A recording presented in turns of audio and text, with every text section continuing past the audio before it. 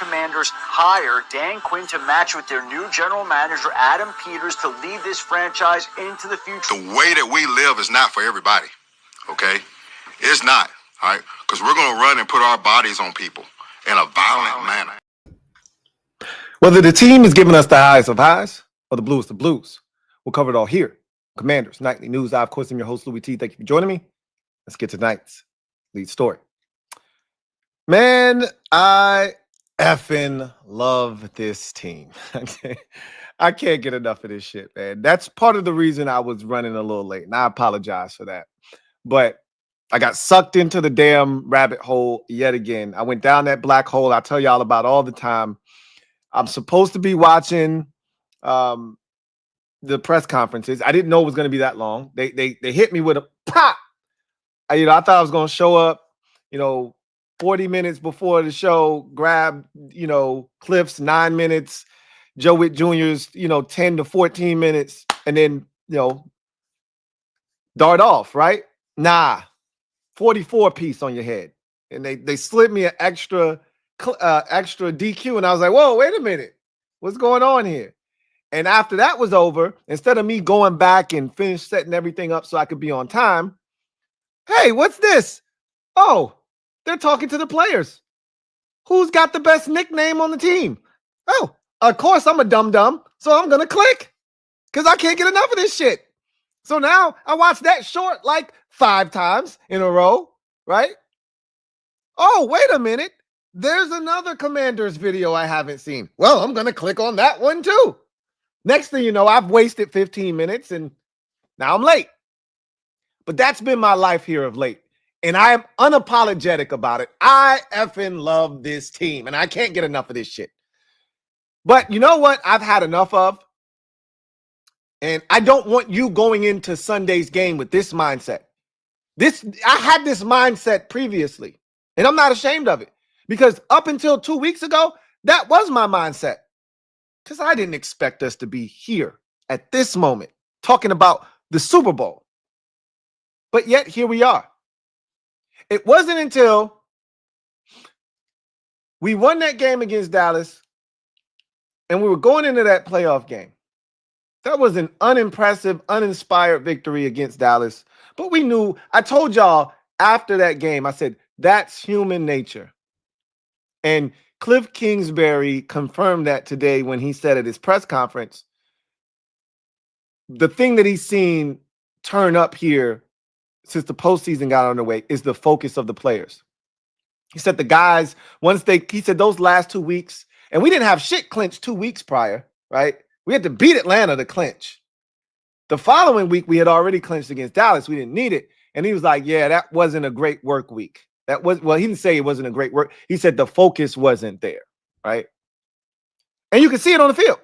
And I told y'all, I said, those guys, they want to win this game. They want to go into the playoffs with momentum. They want to be the 6th seed. They don't want to be the 7th seed, but they're not locked in. They're human. Once you tell me I'm in, I can sort of let go of the rope a little bit. Kudos to this team for not completely letting go of the rope, because it could have happened. It almost happened against Dallas, but it didn't. So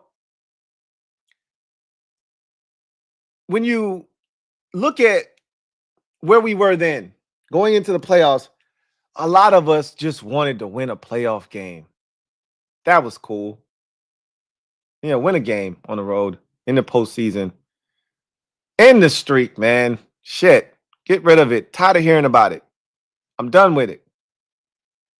It wasn't until we won that game against Tampa where I said, no, this ain't about house money no more. This ain't about, oh, well, I don't care what happens now. We've already had a successful season. F that shit. Hell no. I saw a poll today that was brought to my attention that asked the question, are the Commanders playing with house money going into the NFC Championship game versus Philadelphia? And that person that asked the poll question has a substantial base. So I don't know how many people actually voted on this thing, but it doesn't matter. The result of the poll pissed me off and landed on my lead story. 66% of our fan base thought it was okay to go into this game feeling like we got house money. Hey, we don't have anything to lose. Bullshit. We got everything to lose. No, the pressure isn't on us. It's on them. They're supposed to be here. Nobody's saying if the Commanders lose this game, it is an epic failure this season. Nobody's saying that about us. They're saying that about Philadelphia, though. If they lose this game, this is a failure on the part of the Philadelphia Eagles.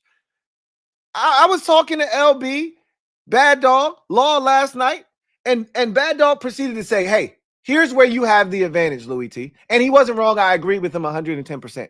He said, you have the coaching advantage, you have the quarterback advantage. Everything else, offensive line, wide receiver, running back, tight end, defensive line, linebacker, cornerback, safety, all go to the Eagles. And right now, I'll take my kicker over their kicker. Not by much. But I'll take Zane over Jake Elliott.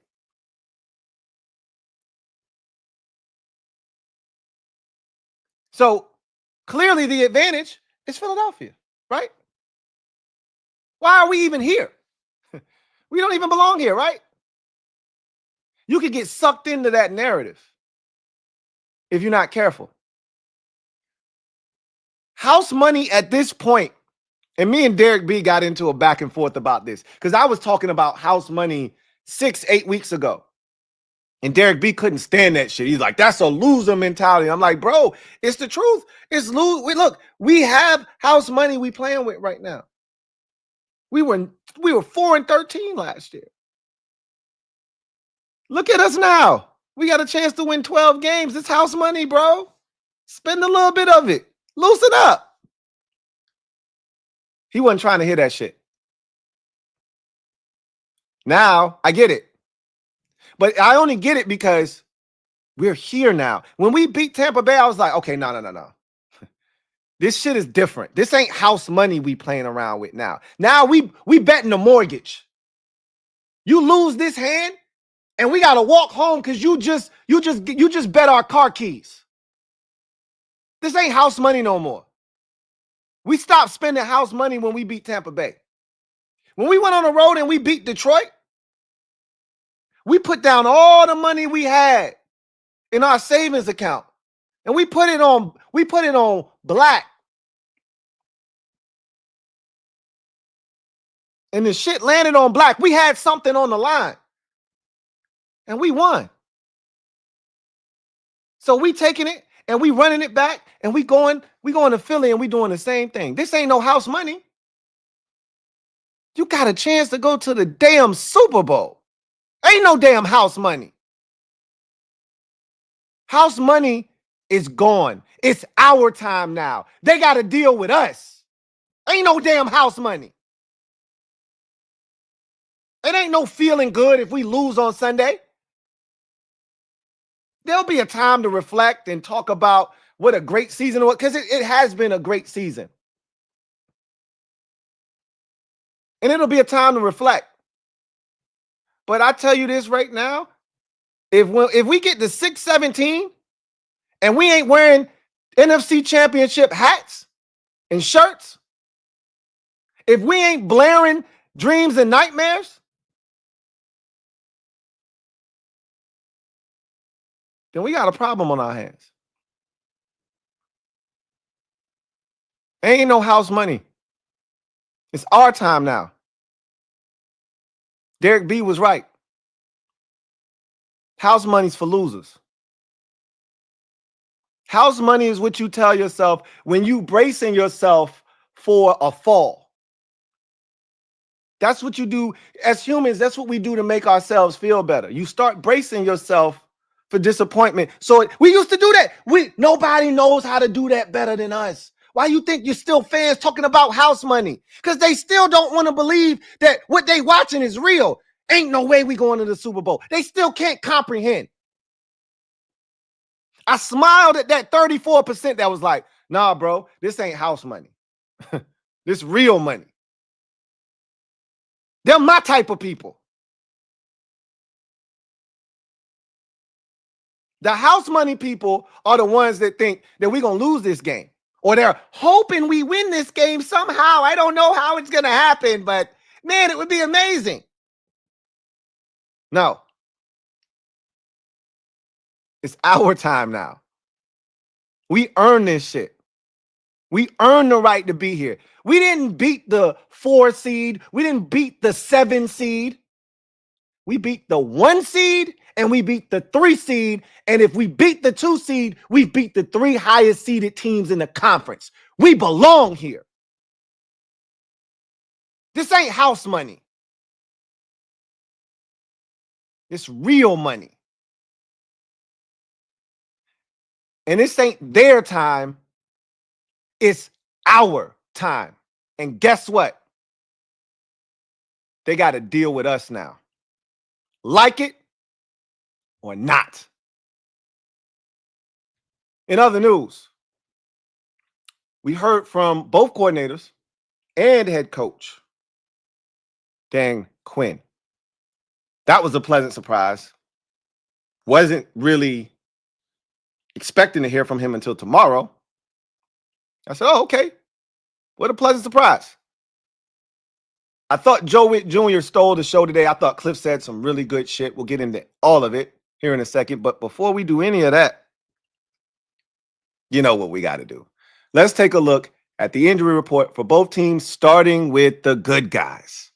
So, again, nothing to be alarmed with here. I know some of you might be a little bit spooked by the fact that it's 2 days in a row of Bobby Wagner and Daron Payne not practicing.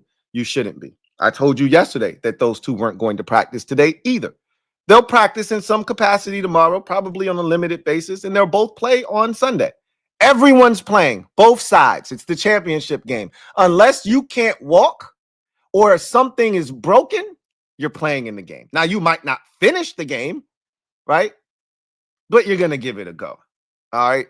So there's nothing to see here, okay? Cosme, we already know, is out. He'll be put on IR on Saturday. So his season's done.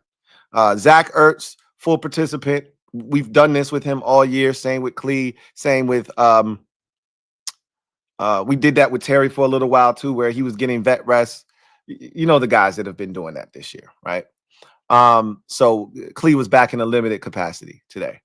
Daron and Bobby. If you ask me which of the two I'm a little bit more concerned about, is Daron, because now you've got the knee, right? That wasn't a thing. It was just the finger. Now you got the knee added in, but Daron's a gamer. Like, we know Daron. You know, he going to strap it up and he going to play. So I'm not even tripping about that. Bobby, this is the same thing that he went through last week. Again, if there's one guy that can sit out all week long and play on Sunday, it's Bobby Wagner. And the beauty of it is, this is why I'm even more confident that he's going to be A-okay.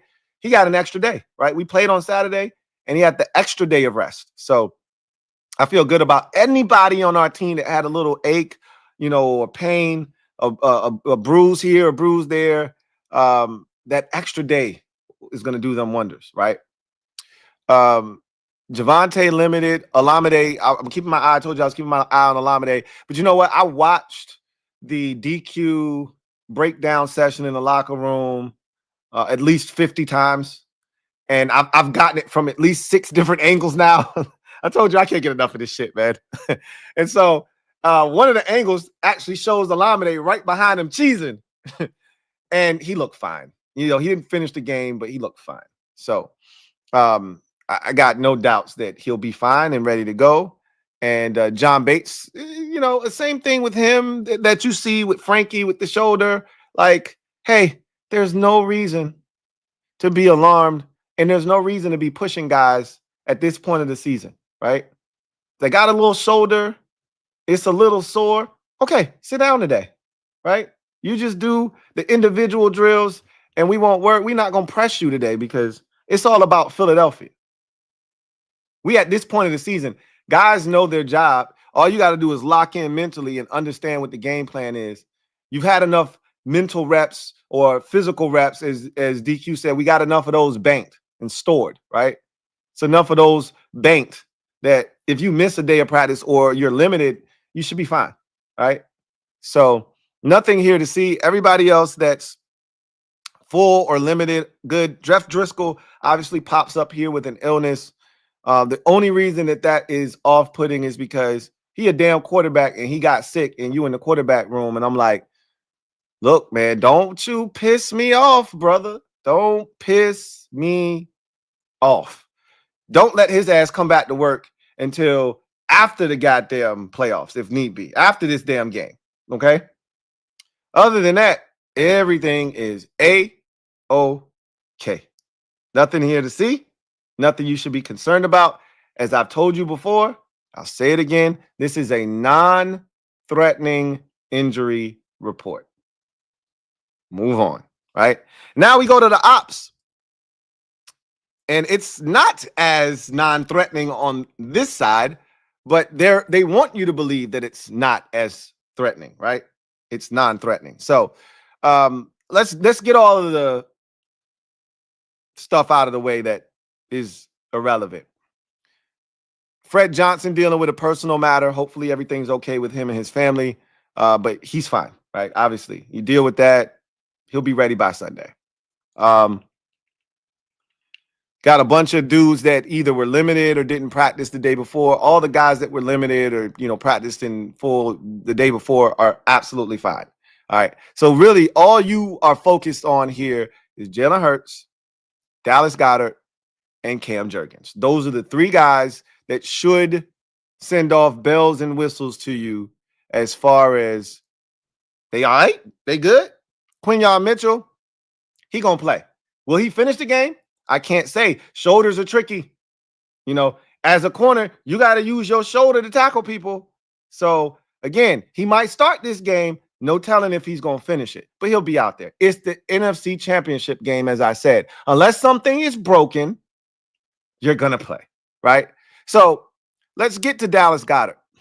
I was told today by one of the Eagles beat reporters that Dallas Goedert and Cam Jurgens were both going to play. And he was told by head coach Nick Sirianni that those two were going to practice today. So I was under the perception, right, that those two were going to practice in some capacity today. I thought it would be limited. But a DNP on Thursday? Interesting. Now, here's the thing. I'm smart enough to know Dallas Goedert and Cam Jurgens will both be limited tomorrow, if not full participants tomorrow, and they won't even be on the injury report by Sunday. Okay? The final injury report is tomorrow. So my guess is they'll either practice in full tomorrow or be limited tomorrow, and they may be questionable, but they're playing. So the real conversation surrounds Jalen Hurts. He was limited on Wednesday. He was a full participant on Thursday. Of course he was. They're not going to try to give any indication that he's not fully healthy. But Sal Palantonio, who works for ESPN, who covers the Eagles, has covered them for a very long time. He was out on the field, like our media was at the beginning of practice. They don't see shit, just other than them going through individual work, the indie drills, right? Throwing some footballs around, a little bit of movement work, but not much, right? They're not seeing any plays or anything like that. They're not seeing 7-on-7, 11-on-11, none of that. So Sal Palantonio said, hey, I'm going to keep it a buck. He ain't moving good. He favoring that knee. He ain't putting a ton of weight on it. He just doing the bare necessities to get around, but he injured. We all saw the hit. We all saw how he got bent back. From what I was told, and again, believe half of what you see, none of what you hear, even if it's spat by me, your man Louie T. You know what it is. All right? So take it with a grain of salt. Somebody told me that it was a sprained MCL. If it's a sprained MCL, he can play, but he's not going to beat Jalen Hurts, the threat to run. Now, you get to game day. If you got to take a shot or do whatever you got to do, maybe he does that. And maybe he's out there running around looking like the Jalen Hurts of old. I don't know. But I can tell you what I saw. And we actually got visual footage of him practicing. And it's not much. It's just him doing some bag drills, right? And throwing the football, moving a little bit. But I saw him walking. There was a noticeable limp. He's going to play. How effective is he going to be? I don't know, and I don't care because the rest of their team is supposed to be superior to ours. So it shouldn't matter, right? Long as one is out there, they should be able to win the game. All I know is when we beat them, I don't want to hear any excuses. Not a single one. That's all. That's it. Just assume everybody on this list is playing. That's what I'm going to do. And that's what you should do too. Right? Anyway, I digress. So let's talk about what was said at the podium today. We'll start with Kliff Kingsbury. So Kliff talked about, the third matchup between the Eagles and, some of the things that they pose. Obviously, having seen them, he talked about Vic Fangio and the challenges that he poses.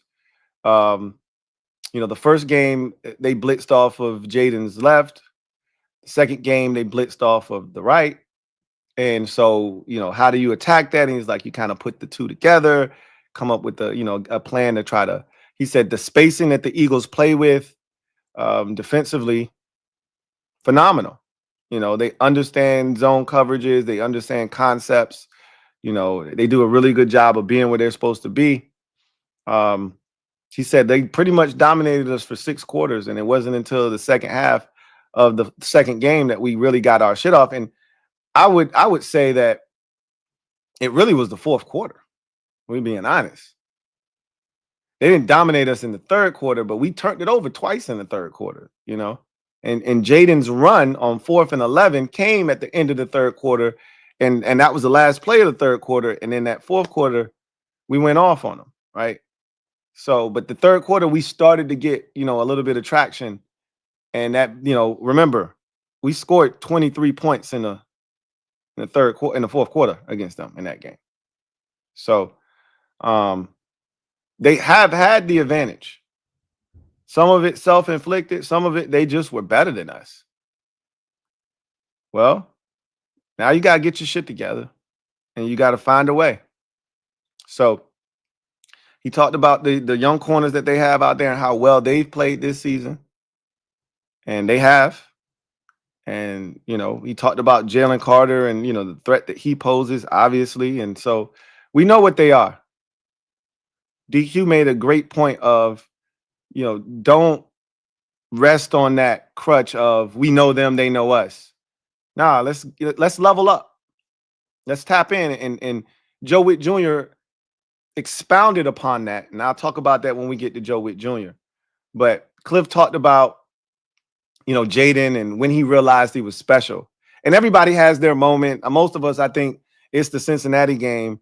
But I think Kliff brought that up. That was the moment where he was like, oh, shit. Like, Kliff knew immediately, like, yo, this dude he's different, but different and one of them ones is two different things. Kliff was like, yo, no, okay. Yeah, he one of them ones after that Cincinnati game. And then they asked him what was the craziest completion, because he's had a lot of them this year. And he's, without hesitation, Kliff was like, it's the Saints game. And with all the shit Jaden has done this year, that one gets lost.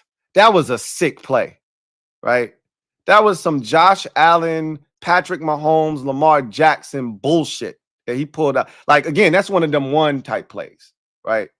Only a select few can pull that off, right? We've seen Lamar Jackson, ball snapped over his head or too low or whatever, pick it up, stiff arm a guy, and as he's falling out of bounds, throw a touchdown pass against Cincinnati. That's the type of bullshit Jaden was on against the Saints when he rolled. At least Lamar was rolling to his right, which is, you know, the strong side, which you could throw off that way. Jaden was rolling out to his left, eluded the dude, slipped, fell, ball, put the ball down to stop him from falling on the ground. Ball hit the ground, picked the ball back up, and then threw a dart in the end zone in all kinds of traffic, and it went straight to Terry. Like he meant to do that. Shit was wild. And you forget about that play because there have been so many of them. Kliff was like, yeah, that one blew my mind. He's not wrong. I talked about this earlier. Kliff was like, you know, the thing he's seen here of late is the team leveling up focus-wise, offensively especially. He said, you know, they weren't as, you know, sharp the final 2 weeks of the season because they knew they were in the playoffs, which they weren't in against Atlanta. They had to win that game, and that's what clinched it for us.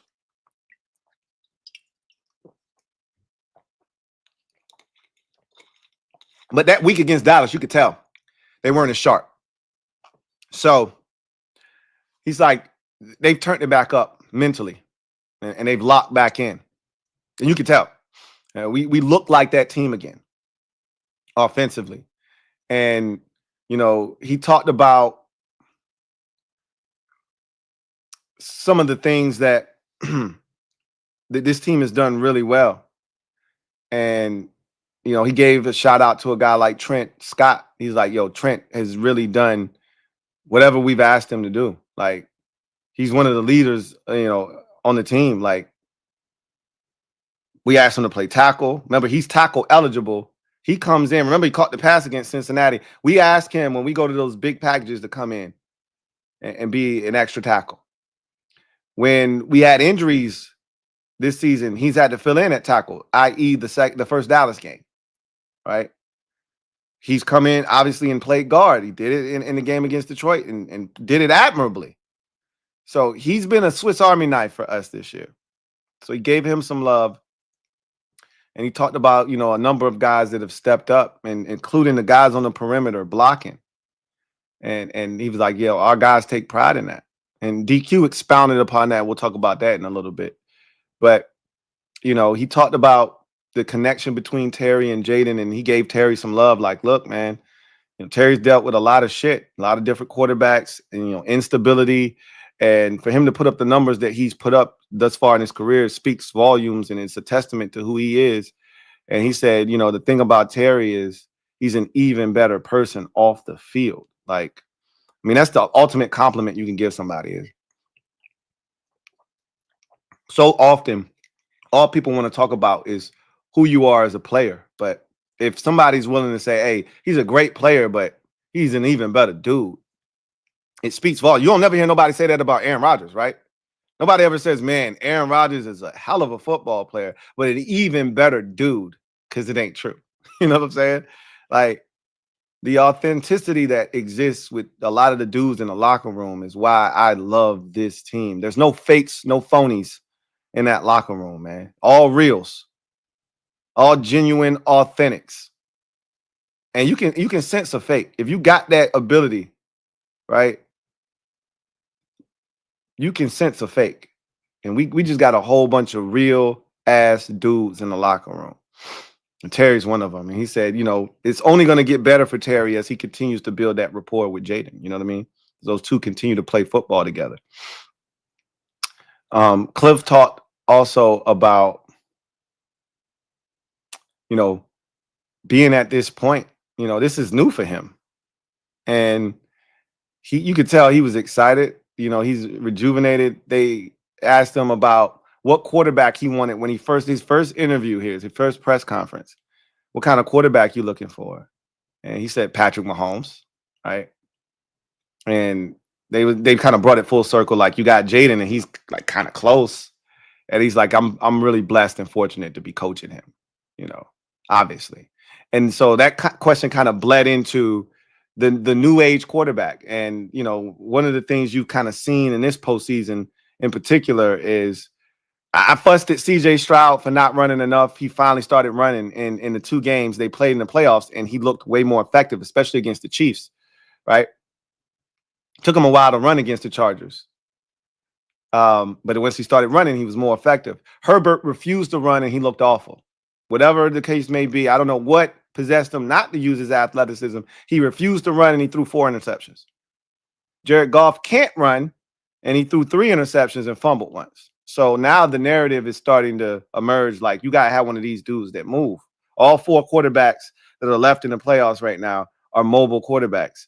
So they asked Kliff, like, would you ever consider coaching a quarterback that can't move? And so, you know, Kliff did a great job of navigating that question because you don't want to shit on the Jared Goffs of the world and other dudes that are out there. You never know what your future may hold. You never know who you may end up coaching. But he said the beauty of having a mobile quarterback is you don't have to have the perfect play call every time. They can bail you out when it's not a perfect play call or when something goes awry. And so he talked about having experience coaching all of these mobile quarterbacks. He's like, I started with Case Keenum in Houston. You know, he was running all over the place. Obviously, he had Mahomes and he had Johnny Manziel and Davis Webb. All of these dudes are mobile quarterbacks. And then and he had Kyler Murray and then now Jaden Daniels. So he's like, I was fortunate enough to never have been in that position where I had an immobile quarterback that couldn't move. But, you know, that's not the kind of quarterback Kliff's looking for, obviously. You know, he's got experience with a guy with wheels that can move and make plays. And so he pretty much expressed that. And then and it's the last thing, and then we'll move on to Joe Whitt Jr. He said that, what did he say? I just lost my train of thought. He said that, what were we just talking about?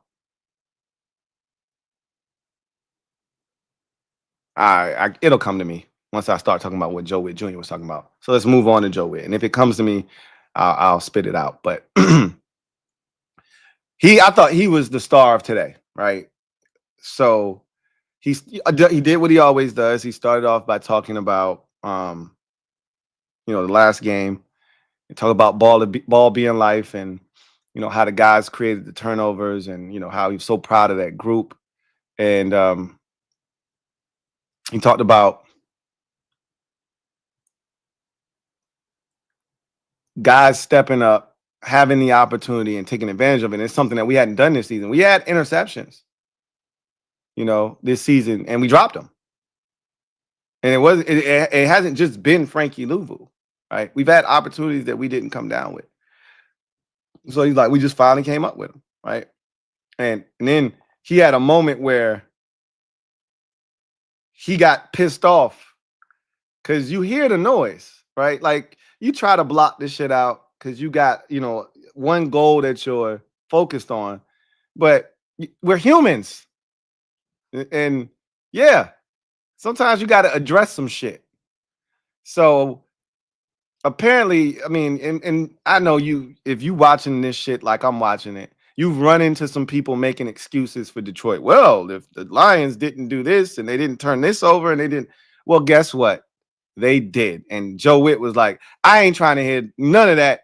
If they did this or if they didn't do that, then this would have happened. Well, guess what? It did happen. We did force 5 turnovers. He said, and we gave up 500 or whatever yards. We were willing to trade yards for the ability to create turnovers and to get stops. We knew they were going to move the football. He said they were averaging 34 points a game.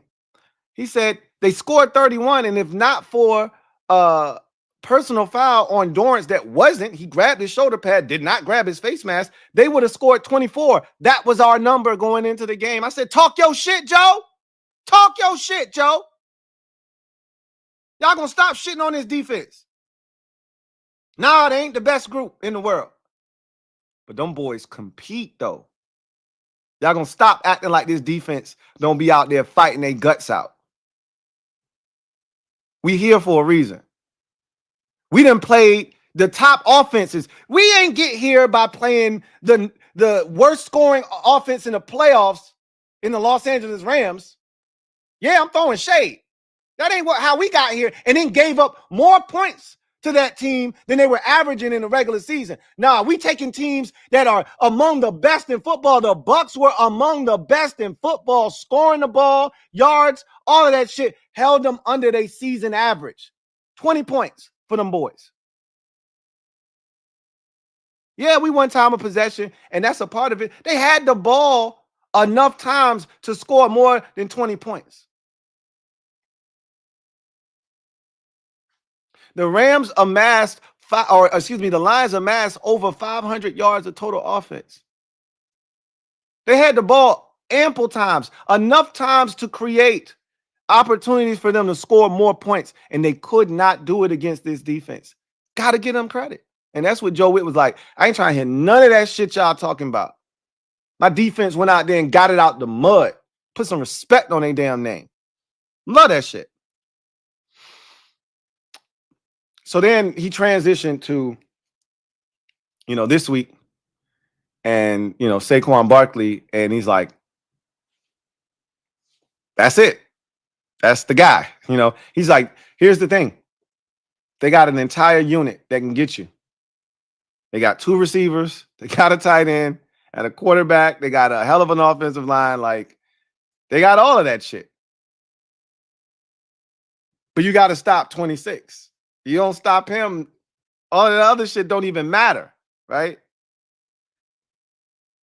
And he said, we got to be gap sound. We got to be disciplined. We got to tackle when we get the opportunity. He talked about what makes Saquon so dangerous, his ability to, pick and probe and, this gap ain't here, jump cut, he can spin, he can beat angles. He brought up something that I talked about after the Rams game because it was crazy how he was abusing that single high safety. He was like, you can't keep that one safety at the post and ask him to tackle Saquon in space.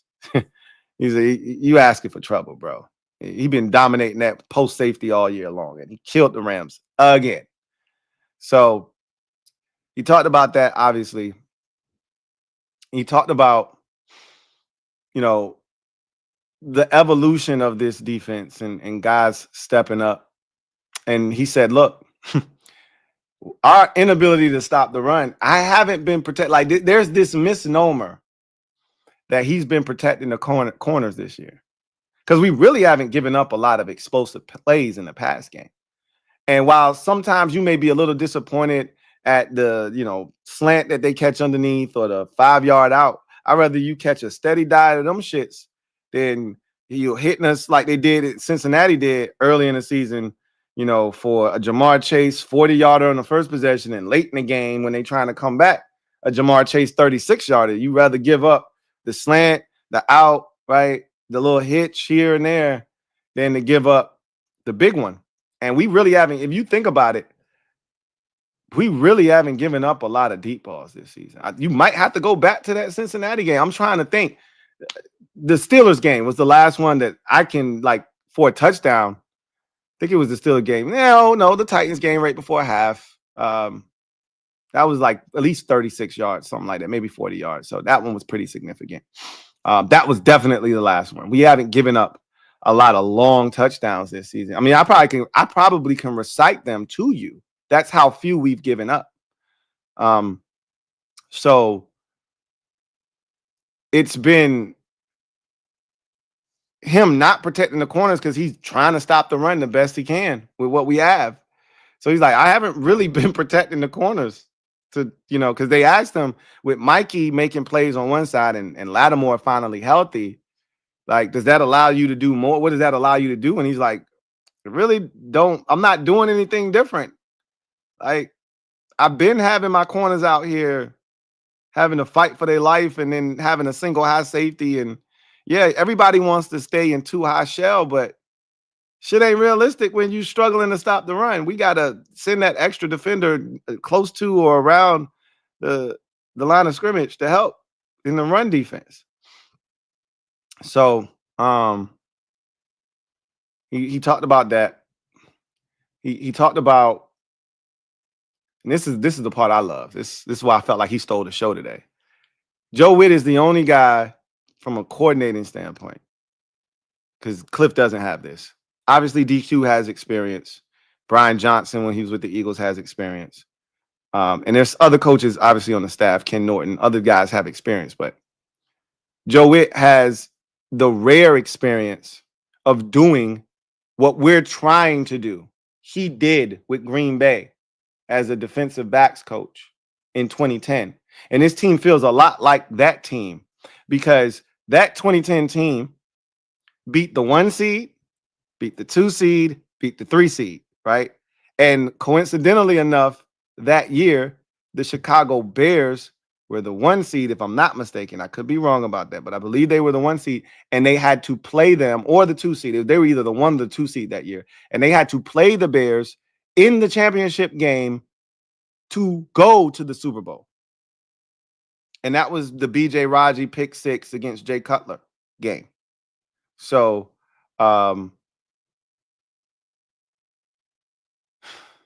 he's seen a team catch fire, have to go on the road 3 times, and then have to do it that final time in Championship Sunday, on Championship Sunday, rather, against a divisional foe for the 3rd time that season. So he knows all about the shit that we're doing right now. So he can speak from experience. That shit is invaluable. It's invaluable. Because when you speak from experience, dudes listen. He can tell you what it takes. And he said, man, I love playing on the road. You know, everybody like, yo, you would rather play at home, duh. Who wouldn't want to play at home? But he said, it's nothing like the silence of the crowd after you finish dusting them off. He said, I love that. I live for that. So, Joe definitely is ready for this opportunity. He knows the threats that the Eagles pose. And I just got a feeling that them boys going to show up and show out this week, man. They playing with confidence, and they figured out. Like, I don't know why they got away from Dorrance playing inside. I don't know why they ever got away. Like, that's what he did in Dallas. When he had 7.5 sacks with the Cowboys last year, a lot of those sacks came on the interior. That's where he's at his best. That's where he gets an advantage. The reason Dorrance Armstrong fell in the draft, go look at his combine numbers. Go look at his short shuttle. Go look at his 3-cone, right? There's some egregious numbers. His 40 time, he ran a 40 like an offensive lineman. He's not super explosive. So you're not going to win on the edge against elite athletes at the tackle position consistently. That's not going to happen.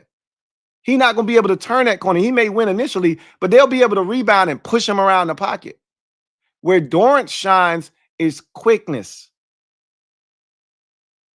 against guards on the interior, where you don't need all of that explosiveness necessarily. You just got to be quicker than them, and guards aren't as athletic as tackles are.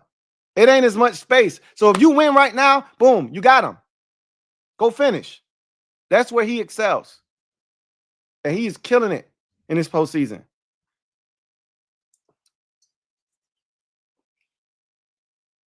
You have to admit that we're a different defense. We'll talk about that a little bit later on.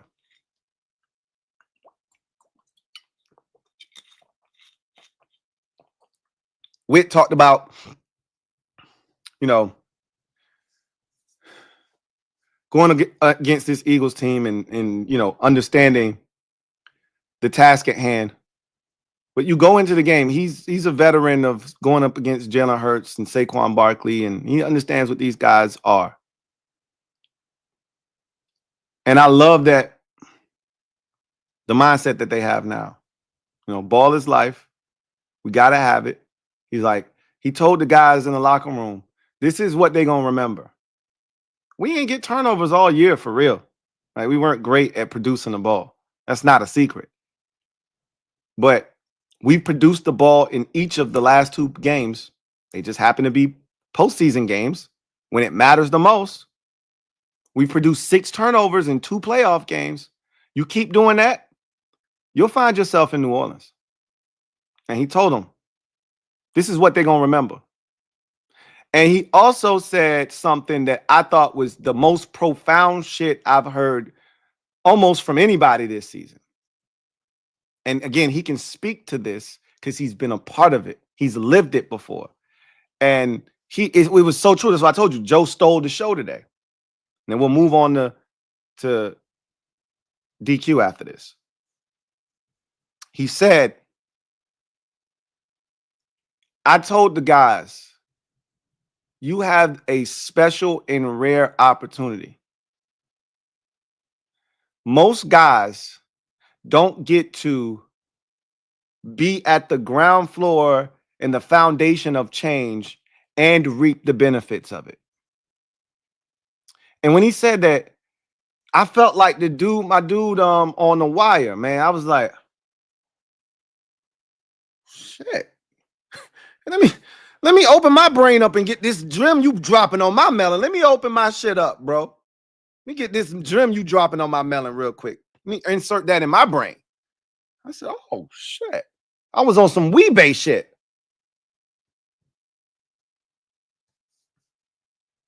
He said, most of the time, you set the foundation, and then 2 years later, the foundation you set, those guys reap the benefit of it.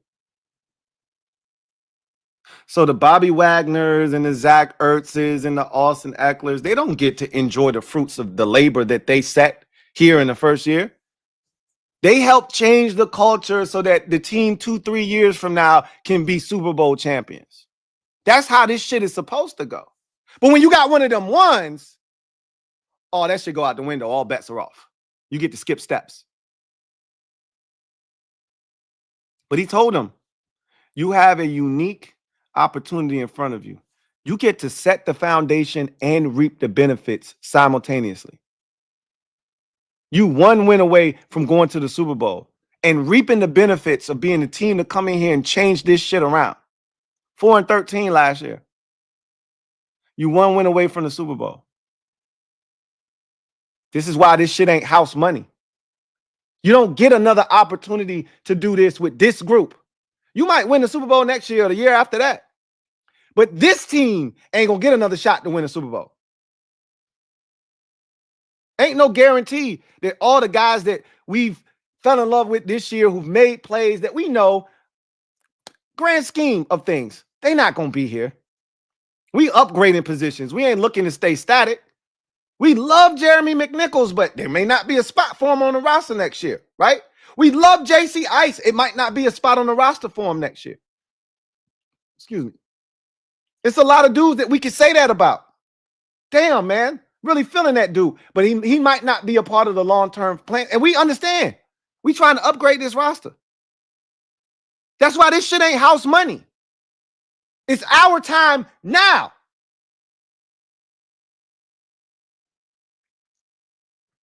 They got to deal with us. And that's what Joe Whitt told them. You got a chance to be special. Set the foundation and reap the benefits at the same time. Go make it happen. And then DQ spoke. He was talking some good shit too. You know, DQ, it's rare that DQ ain't talking some good shit.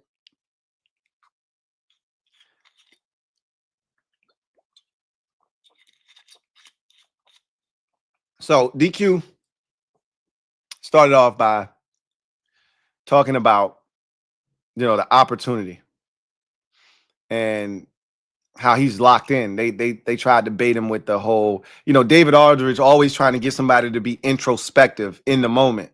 You know, that's some Ron Rivera shit, Dave. Like, that's that loser shit. We can't be introspective and focused at the task at hand. It's plenty of time to be introspective when this shit is over with. I'm locked in and getting these boys ready. That's what I'm about. I can think about how I got a second chance and it turned around quickly and it came together and this, that. I can think about that shit in March. I can think about that shit late February. Hell, I can think about it 10 minutes after the Super Bowl as you soaking in with the confetti falling and you realize, oh shit, we just won the Super Bowl. That ain't a question for you to be answering and thinking about right now. As he said at least 5 times this year, but they keep asking any damn way. DQ talked about this game in particular and the challenge that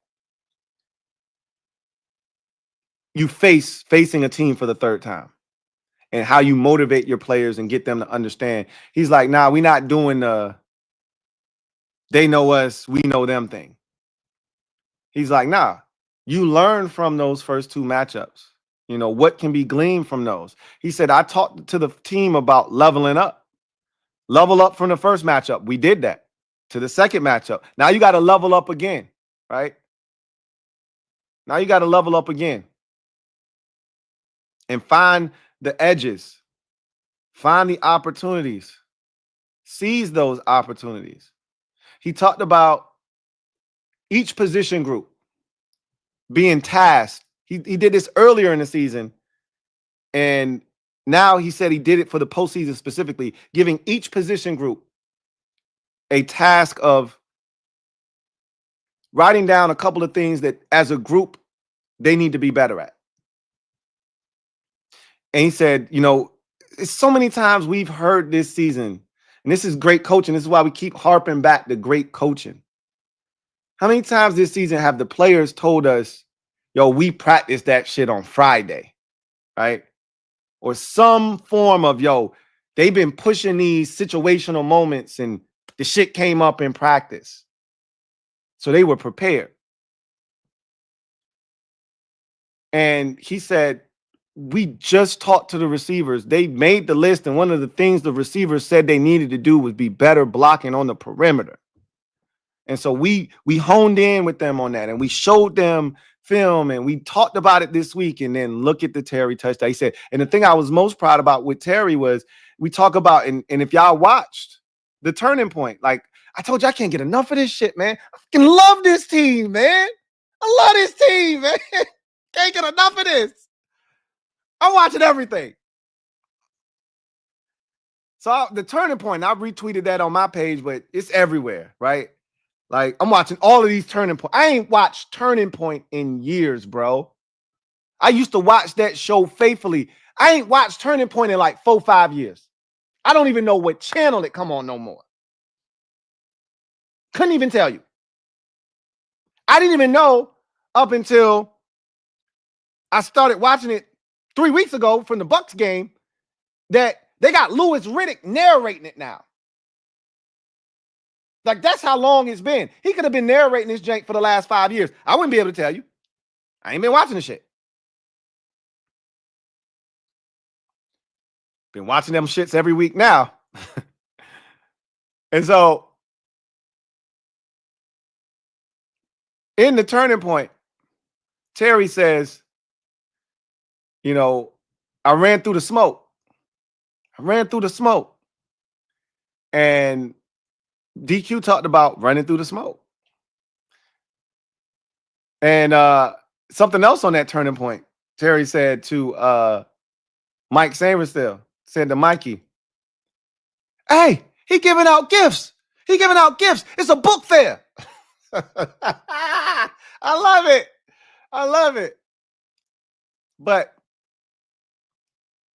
in talking about that, Terry covered up the ball because they were trying to punch it out, and he talked about that. And you saw Terry go through that, run through the smoke with two hands, kind of protecting the ball, and then he turned on the Jets. And Terry, he had talked about it all offseason. Like every year, Terry takes one thing and he wants to work on it. Like 2 years ago, it was route running, right? Top of his route, coming out of his breaks cleaner, not having wasted steps and things of that nature.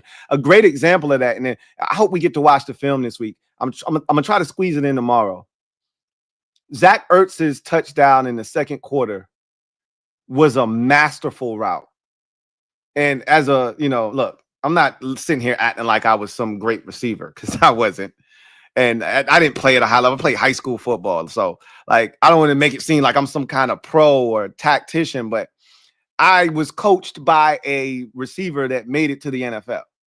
And that was one of the things he told us and taught us about route running. And that route by Zach Ertz was gorgeous. I want to show it to you so bad. So hopefully we get to the film. But, Terry talked about route running 2 years ago, and he's gotten better as a route runner. Last year, his thing was, I want to get better run after catch. And we've been ribbing him all year, picking his feet up. And he picked his feet up this game. But he did it too soon. He did it too soon, and he got lucky that the end zone was there to save him, because if he needed to run 5 more yards, his ass would have been down at the 2-yard line because he got tripped up.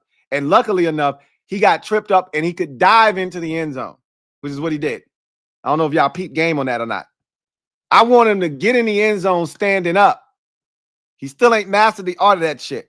But what he did do, and this was something he talked about, he was able to keep running without looking back, because when you look back, it slows you down. He didn't look back until the last moment he had to, when he had to deliver the stiff arm. That's when he looked back, and it's the only time he looked back. And once he finished delivering the stiff arm, he turned back straight ahead and kept running. And he picked his feet up, but Joseph hadn't dove yet. And then when his feet came back down, that's when Joseph dove, and he clipped his ankle, but Terry was able to dive into the end zone. We caught a break.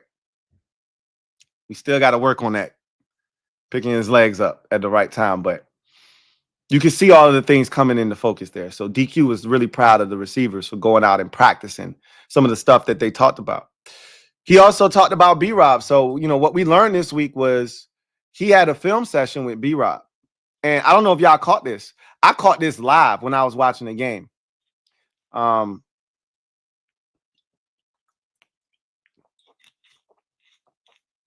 The first touchdown of the game we scored was a B-Rob touchdown. And it was apparent early on. I was telling, you know, everybody that was watching the game with me, hey, B-Rob, we were getting 3, we were getting 4, we were getting 5, we were getting 6. And I kept saying, number 4 rush defense, my ass, right? Y'all were watching it with me. You know, I was saying that because we were getting good gains on first down. And B-Rob finished off the drive. And I remember being disappointed because the first play we ran it, they stuffed us. And I was like, here we go with this shit. Can't run it to 1 again. I'm sick of this shit. But I'm glad they didn't go away from it. They did it again, and he got in the end zone. And when he ran over to the sideline, first person there to meet him, before he even made it to the sideline, he had to be 3-4 steps away from the sidelines. DQ came out and he grabbed him and he hugged him and he said something to him. And you could tell there was a real conversation there. Something was said that it was extra. That wasn't a, hey, good job, pat on the helmet, or not. That was a, hey, I told you you was gonna be a big factor here in this game. I told you, like, it was one of them type shits. Now we know what the impetus was. He watched film with him this week. He said, you know, he's done that multiple times with guys this season, where you just got to remind the dude he's a badass. Like, bro, this is who you are right here. This right here, and show them. Show them. This is what makes you you. You got to get back to that. And, you know, B-Rob looked like B-Rob this week. But it helps when you have holes in front of you. I thought the offensive line did a great job. And we need them to do that again against Philadelphia. But, you know, he talked about, you know, just sometimes you got to instill confidence in guys. You got to let them know that, hey, bro, we believe in you. We believe in you. We know what you're capable of. Go out and do it. So, and he needed that. I think he needed that. And he was outstanding. He talked about, like, the mentality that you have to have, right? So I told you, man. I already told y'all, I'm a sucker for this shit. I've been watching everything. I ain't watched Bussing with the Boys in like 2 years. Every now and again, they would get me. They had the right guest up there. They get me. I ain't seen them boys in like 2 years. Last time I saw them, Taylor Lewan still looked like he could play in the league. Taylor Lewan is skinny as shit now. That's how long it's been. He could have been skinny for the last year and a half. I just ain't been watching. So they were talking about a DQ speech that he gave apparently before the Detroit game. And DQ's built different, right? DQ be showing Shark Week. And you remember Michael Parsons was like, I know his tricks. I know what he's doing. He's showing them, you know, MMA and boxing and Shark Week and all kinds of shit, which we know is true, right? But apparently DQ was talking about, you know, drowning somebody in a bathtub, and like DQ was on some graphic shit. And the dudes, you know, on the bus was like, yo, I would run through a wall for him. And they had a former offensive lineman in there. They had two former offensive linemen, Taylor Lewan, and I know his face. I can't think of his name. And then obviously they had our boy in there, the former linebacker that played for us. So he was like, bro, how many snaps could you give DQ? It was something along the lines of, you know, holding somebody's head underwater until the bubbles stop or some shit like that. Like DQ was in his bag, right? And, you know, they had the military come in and it was another one that they said, and they was like, yo, I'm fired up. And, you know, all of them are like retired players at this point. It was like, yo, how many snaps could you give DQ right now after that speech, bro? He's like, yo, I got about 30 for him. It was funny. But that's what I'm talking about, man. It's levels to this shit. And DQ talked about the players leveling up. Terry talked about DQ telling them, we got to level up, right? Every day is another opportunity to level up. And he talked about playing Philadelphia. And we played them the first time. Wasn't good enough. Level up. Played them the second time. It was barely good enough. Level up. And now you play them this time, and we need to put it all together and show them that we're not the same team you saw the first or the second time. We a completely different team. And remember, DQ talked about the team you were when you started to where you are now. It shouldn't even be close. Can the team that we played Philadelphia with in week 16 beat, or I think it was what, week 16? It was week 16. Beat the team that is going to play them? Hell no, that team can't beat this championship game team. Hell no. Totally different squad. So now we got to go out and prove it on the field against Philadelphia. So I thought DQ was awesome, you know, kind of setting the foundation and setting the stage. And, you know, he's such a competitor, bro. Like, he talked about, they asked him, give an instance of Jaden's, you know, he plays basketball, his court vision paying off. And he's like, you know, I wasn't no basketball player. I was a wrestler and a shot put thrower. DQ used to be a big dude. And he's like, I can tell you this. He has a sense. And I remember that one of the things Robert Griffin III didn't have. He didn't have a sense of where the rush was coming from. He couldn't feel guys coming. I don't think there's a guy in the league, maybe outside of Patrick Mahomes, who just, it's like he has eyes in all directions of his head, because Mahomes just can feel dudes, right? Jaden is the same way. Like, you blitz him backside, he feels that rush coming. Like, it was a blitz by Brian Branch, and he's done this at least 4 or 5 times this year.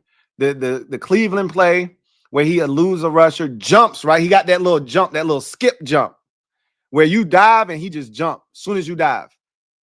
And you get a face full of dirt and grass, and he either keep going or like he did against Cleveland, launches it for a 60-yard pass to Terry. He did it against the Bears. It was a great shot against the Bears. He's in the air and the Bear defender is on the ground face down like this, and he's jumping in the air. And like, that's my quarterback. That's my quarterback. And then Brian Branch coming from the left side, blitzing him. And he just runs away from him. Branch dives at his ankle. He jumps in the air, keeps running. And Jack Campbell has to catch him 15 yards down the field for a first down. He said, that's that court vision. He's like, that's the best I can, do. He's like, so many examples, but off the top of my head, I can't think of any. But that's the kind of shit that he does. And I'm like, yeah, you're right. That is the kind of shit that he does. So I said all of that to say this. Ain't no house money being, played with here.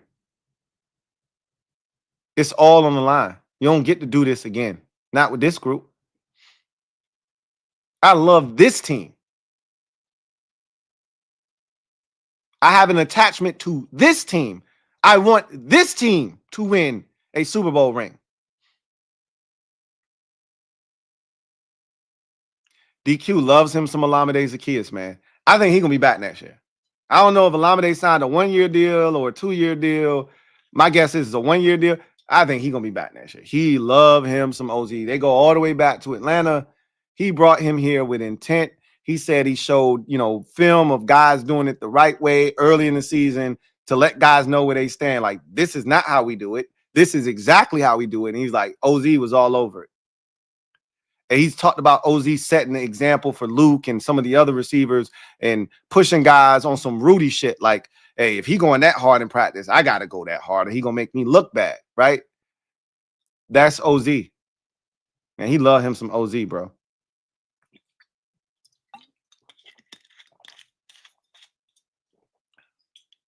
Anyway, I digress. Watch party. Once again, you are looking for somewhere to watch the game and be a part of the mob, because we're going to be lit. We're going to be turned up on Sunday evening, 3 o'clock, game kicks. We'll be in front of a million TVs watching this thing together. 1 o'clock, tailgate, doors open. We start priming. We start getting drinks in our system. We start getting ready for this thing. I'm looking forward to this going down. And I'm going to tell you right now,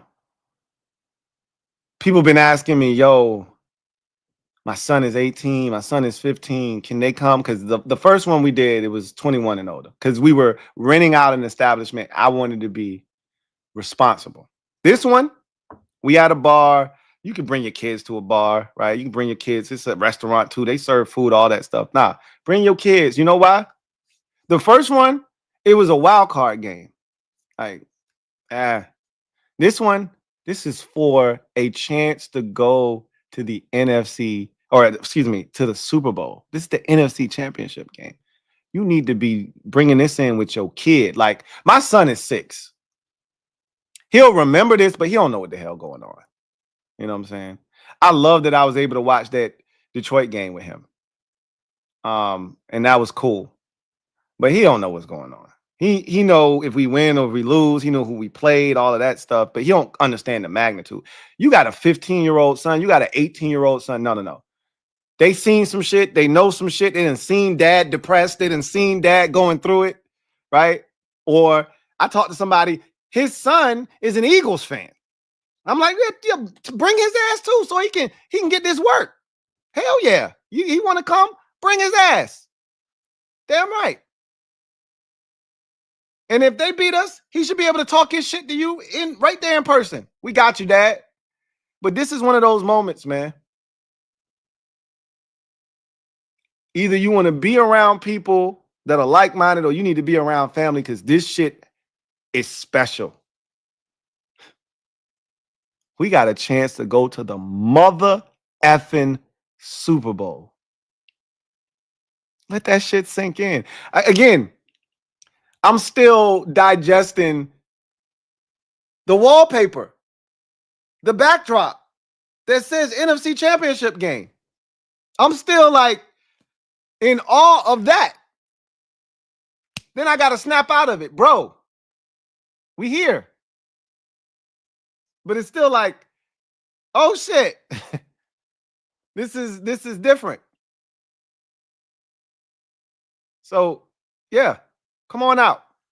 Come watch it with us. Come celebrate with us. We have no intentions of the ride ending. This is not where the ride and the journey ends. We got more to go. So come out with us. The link is in the description of this video. Mods, if you're out there, drop it in the comment section of the chat. And I'll also pin it to the comment section of the video as well. So you got any questions, any concerns? Hotel accommodations. So we've gotten an extra day on that. If anybody wants to book a hotel on Sunday, hit me up. They've moved it from Thursday, so tonight at 11:59, to tomorrow night at 11:59. But you got any questions, any concerns, hit me. LouieTNetwork@gmail.com. Get you squared away. I've been going back and forth with a lot of y'all, getting everybody straight. Hope to see as many of you in the building as possible, man. We finna do this. And I want to do it. I want to raise hell together. So if you can't be there, that's cool. A lot of y'all have reached out and said, man, I wish I could come. You can still donate. You can still donate. Same link. Go to the bottom and you'll see the options to donate. Bronze, silver, gold. And I appreciate it, man. I appreciate it. And I'm going to shout out every single person that donates as well. So with that said, let's get to behind enemy lines. Commanders are a 6-point dog. Feels about right. I was hoping for like 4, but I get it. The Eagles are, the division winner. They're the favorite, the overwhelming favorite. It's not as egregious as last week when you were talking 9, 9.5, 10 on certain books, but we're 6-point dogs. We've been the underdog the entire postseason. We're a feel-good story, but people still don't respect what we are. I think we waking some people up. I think more people will be less surprised if we win this game, but they ain't picking us. That's the thing. I love it. They don't have the balls to go out on a limb. They don't want to look stupid. So we just going to keep blessing them.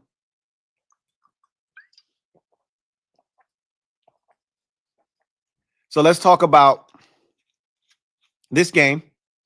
And I'm going to breeze through this quickly because we know a lot of these numbers. Been through a lot of this.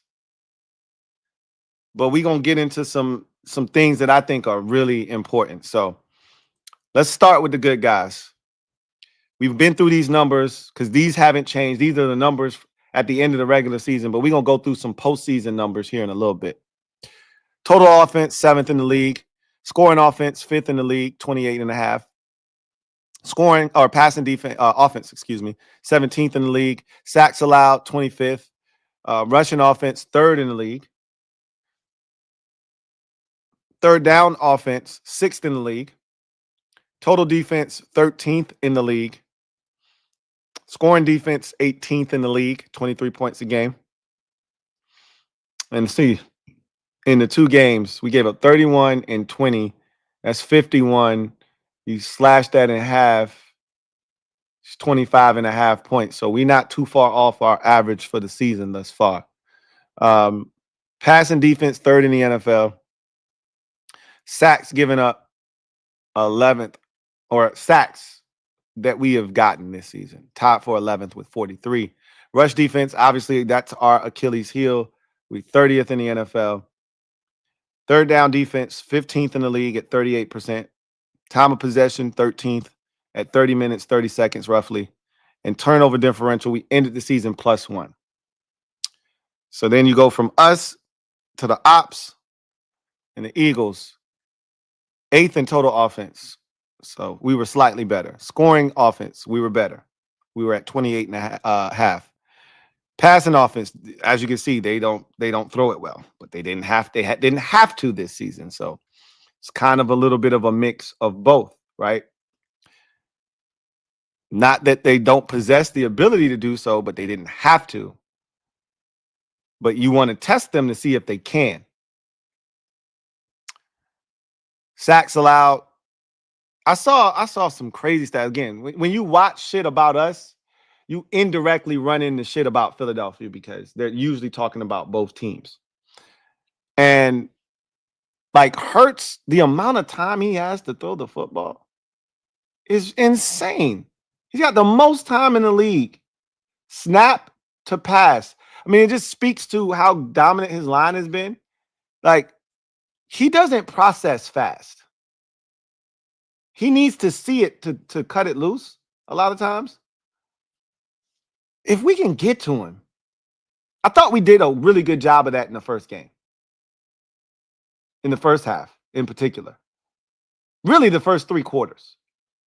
wasn't until the fourth quarter where he started to get into a little rhythm. I felt like he had one pass to AJ, one pass to Smitty. They were both slants. That was it in the first, 3 quarters. Then he had the pass to Dallas Goedert wide open, and we forced him to fumble, but we couldn't recover it. He really didn't do much. But I felt like we got to him. We sacked him a couple of times. We made him throw the ball away. He was seeing ghosts. Like, if we can do that, I like our chances, man, a lot. But you got to stop Saquon first.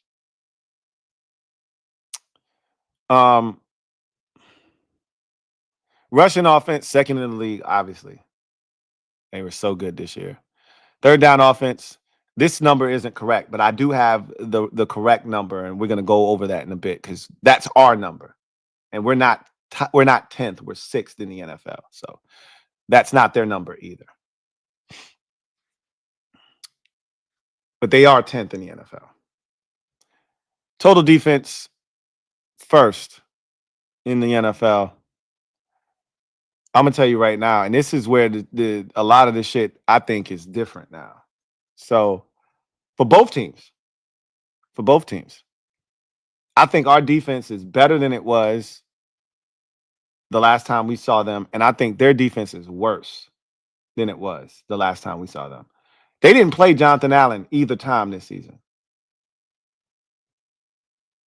Marshawn Lattimore wasn't Marshawn Lattimore yet.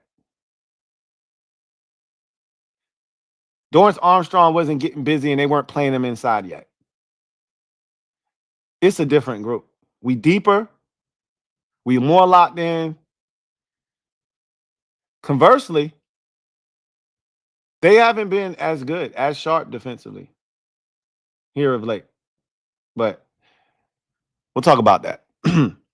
Scoring defense, 17.8 points a game. They're kind of keeping with that theme. Green Bay scored 10 points, I believe, something to that effect in that game. And then the Rams scored 22, so that's 16 if you split that in half. So they're right around their average, but them teams ain't us. I've been saying that all year. Them teams ain't us. Passing defense, 181 yards a game. Again, them teams, and Stafford just put up a 3-piece on them in the snow. Sacks, 41 on the season, tied for 13th. Rush defense, 10th in the league. You know what? I think that their rush defense, and I'm just going over the last 3 weeks that they were playing their starters, meaningful games. They had to clinch in week 16 versus Dallas. Rico Dowdle ran all over them. 23 carries, like 105 yards. And he was gashing them. I was like, shit, Rico having a good day. It sucks that it, didn't amount to anything, but it wasn't garbage time rush yards. Kyron Williams had over 100, and Josh Jacobs had that run where he broke 8 tackles and almost scored. So, he averaged 5 a pop. I think he had 15 for 81 in that game. So, I think you can run on this defense. They were really good against the run, it felt like, for a stretch. Not of late, personally, but we'll see. Third down defense, 3rd in the league at 35%. Time of possession, this is their calling card right here. Who can out time of possession who? They want to possess the ball, keep their defense off the field, keep Jaden Daniels off the field, and wear us down, and then have Saquon hit the home run at some point. We want to possess the football, keep our offense off the field, keep our defense, off the field, keep Saquon off the field, and shorten the game while scoring points. Because this is the thing. If we turn this into a track meet, we don't think they can keep up. See, we could beat them in a low-scoring game, but that ain't who we are. Like, that's the beauty of who we are, though. We can morph into whatever we need to. We can be a chameleon in any situation and adapt and adjust to what is necessary to win. We've won games under 20 this season multiple times. We've done the 20-19 thing. We won a game kicking all field goals, 21-18. We won a game 19-13. So we can do that if we have to.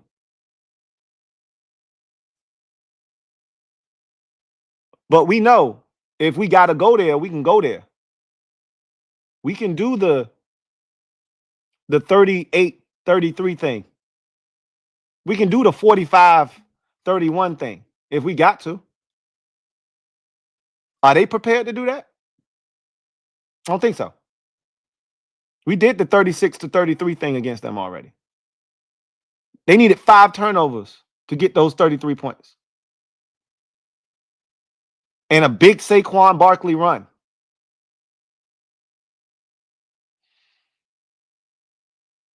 Turnover differential, they were plus 11. That's big. One of the things Jalen Hurts hasn't done this season, he hasn't turned the ball over. Last year, he was a turnover machine. This year, he's so cautious of turnovers that he's almost risk adverse at this point. He's almost risk adverse. Like, he's not taking chances.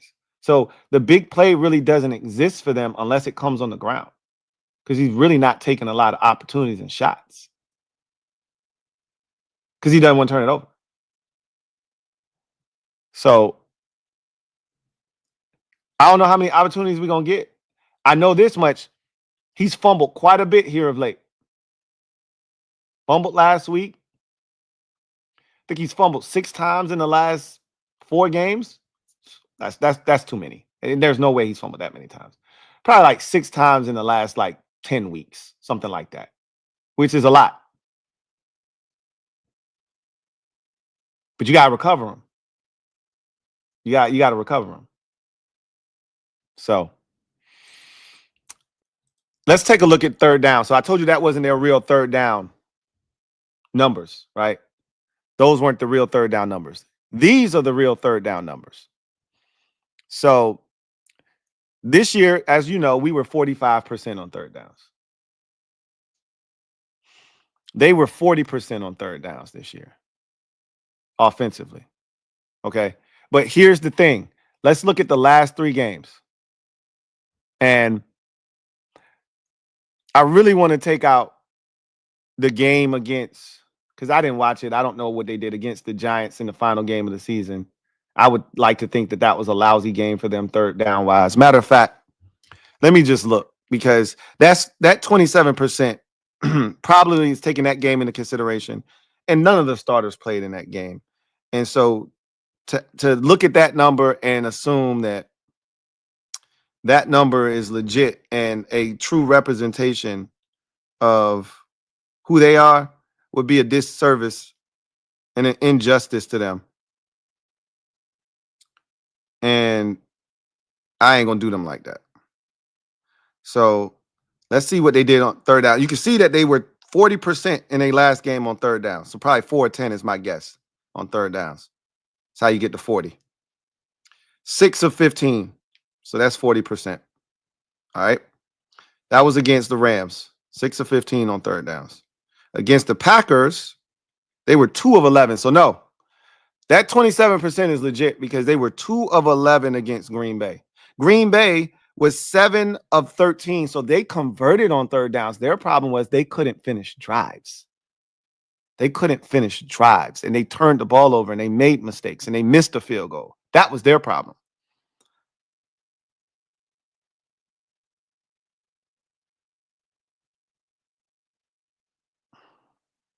And they were 3 of 14 in that game against the Giants. So yeah, that game against the Giants also hurt their third down numbers from the last 3. But even the week prior against Green Bay, they weren't good on third down. You know what I'm saying? So they haven't been a good third down team here of late. So while 27% might not be truly reflective of who they are. It ain't 40. The 40 they got this last week and the 40 they had for the season when Green Bay held them to 3 of, what did I say it was? 3 of 11? I think I said. Green Bay held them to? Or was it 2 of 13? 2 of 11. 2 of 11. 2 of 11. They were less than 20% on third downs versus Green Bay. Less than 20% on third downs versus the Green Bay Packers. So I think you can hold these boys down if you can. And they did a good job against Saquon. Did the Packers. That's the only thing I can say that's a lot different. Saquon got off late in that game, but his longest run was 17. He had 25 carries for 119 yards. If we hold Saquon to 25 carries for 119 yards, we win the game. Telling you that right now. If we hold Saquon Barkley to 25 carries for 119 yards like the Green Bay Packers did, we win the game. And he scored no touchdowns in that game. We win the game. Trust and believe that. And as you can see, we have been at our average pretty much. Last game was rough on third downs. I ain't going to hold you against Detroit. I think we were 3 of 12 or something like that. No. 4 of 12, if I'm not mistaken, on third downs against the Lions. Where we shine was on first and second down. Yeah, we were 4 of 12. But we were also 3 of 4. So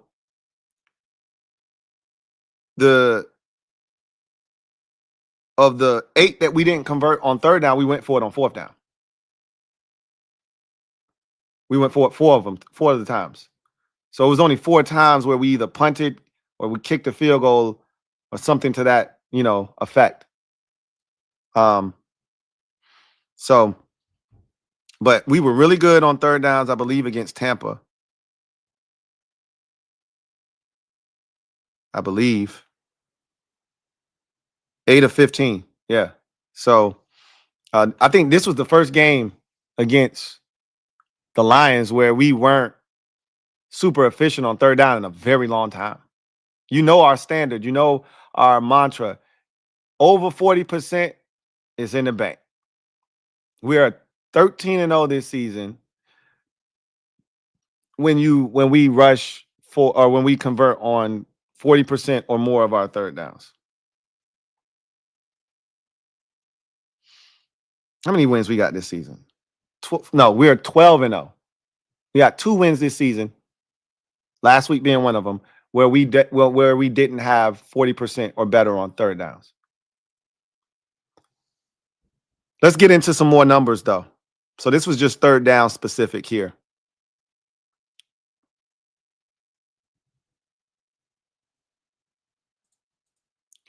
All right.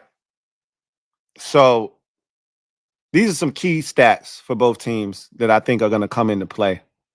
And this includes the playoffs. So both teams have played 2 playoff games as well. So that's included in these numbers. So we did this last week with Detroit. A lot of our numbers have gone up because we were so effective last week. The ones that were good went up. The ones that were, needed to go down went down for the most part. But let's compare and contrast between the 2 teams. All right.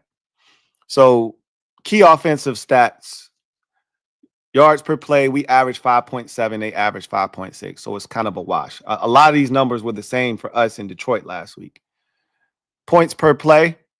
Ours went up slightly from a week ago, but 0.434. They're at 0.416. But we average more, during the course of the season and obviously in the postseason as well. So that makes sense.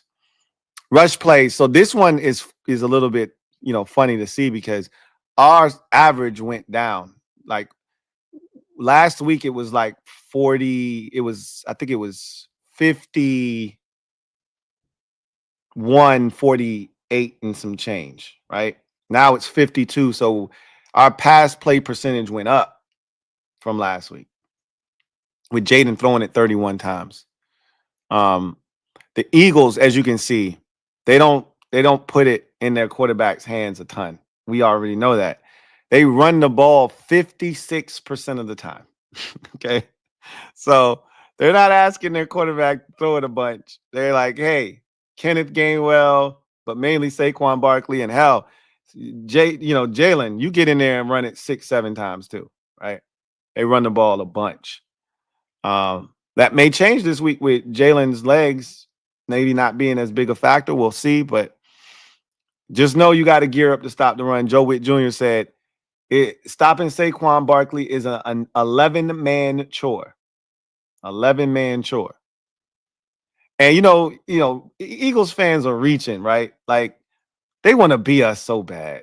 Like one of the things I can't hate is when one of the things I can't stand, and I hate it with a passion, is when a non-oppressive group wants to be oppressed so bad, right? They come up with shit so they can kind of, oh no, look at us, right? Because we've been oppressed for 30 years. We've been oppressed. And now we finally breaking out. And we shouting and letting the whole world know that we here now because we've been oppressed for 30 years. Eagles haven't been oppressed. But they want to be oppressed so bad. We talking about adding fuel to the fire because all of their radio stations and people are saying we don't have a snowball's chance in hell, this, that, and the third. And I'm like, yeah, add that, right? They fans was talking greasy. I'm talking about lips look like they dipped them in Wesson, canola oil. Greasy talk after the game. We want J-Dell, we gonna kill that Bears fan shit, right? I said, yeah, add that fuel to the fire for the dogs, them, Here come an Eagles fan. They so lame. Here come an Eagles fan. Putting Joe Whitt Jr. talking about tackling Jalen Hurts like a running back. I'm like, bro, y'all not special? He said the same thing about Baker Mayfield 2 weeks ago. Check the tape. You ain't special. He ain't say nothing out of pocket. Like he's targeting your quarterback. He said, if y'all want to run the ball, if you want to design QB runs, we're going to treat his ass like a running back. He said the same thing about Baker. If he runs, we're going to treat him like a running back. We're going to hit his ass like a running back. You're not oppressed, bro. You're not getting no bulletin board material. We got it buttoned up over here. Stop reaching. Stop wanting to be oppressed. Man, they reaching and they scared, man. That's why they reaching. They nervous. No wonder you're nervous. If you scared, just say you scared. It's okay to be scared. That don't mean you're going to lose. Fear is a good emotion if channeled correctly. If you scared, say you scared. Anyway, completion percentage. We're up around 70%. We're at 69.5. Eagles at 67. So not bad. Again, the volume isn't there, right? The volume isn't there. So their completion percentage isn't as impressive as ours is because their guy is throwing it 20 times. Our guy is throwing it 31 times. So it's the two are not the same, right? But they're comparable in terms of completion percentage. They're down conversions, as we talked about already. Since the playoffs have hit, we've gone up. We were at 45% and some change. We're now at 46%. Eagles are at 40, which is right around their season average, 40%, 40.6. Red zone scoring. This is where I think there could be a distinct advantage in the game for us. The Eagles are not a great red zone team. They're great when they get to the 1 yard line because of the tush push, because of the brotherly shove. But if you force them to have to get their way in from the 5 or the 7 or the 9, now the thing that we suck at is stopping the run inside the red zone. We don't do a great job of that. You can run the bitch in on us. But if we can somehow stop them from running the ball in and make Jalen Hurts have to throw it, I like our chances. They can't stop us in the red zone. They proved that the last game we played them when Jaden had 5 touchdown passes. They stopped us from running the ball in, but they can't stop us from throwing the ball in. So we're at 61% in the red zone, almost 62%. They're at 54%. That's where this game can be won or lost, depending on who you ask. Either way, that's a big difference. You know how I am about red zone efficiency. Now we get to the defensive stats. Opposing yards per play, we're at 5.4. They're at 4.8. Obviously, ours is going to be worse because we're the worst defense. We're of the two. Right? Our defense isn't great. Theirs is superior. So no surprises there. Same could be said for opposing points per play. We're at 0.383. They're at 0.297. They gave up a lot less points this season than we did. And that extends to the postseason. They gave up 10 and 22. We gave up 20 and 31. So once again, it makes a ton of sense. Opposing teams' completion percentage. This is where I start to look at the Eagles defense and I say, look, man, I'm just not afraid. And I get it. And I've said this many a times. Being afraid is not a prerequisite to getting your ass beat. You don't got to be afraid to get your ass whooped. But we give up 62% completion percentage. They give up 61, almost 62%. So we give up almost 63. They give up almost 62.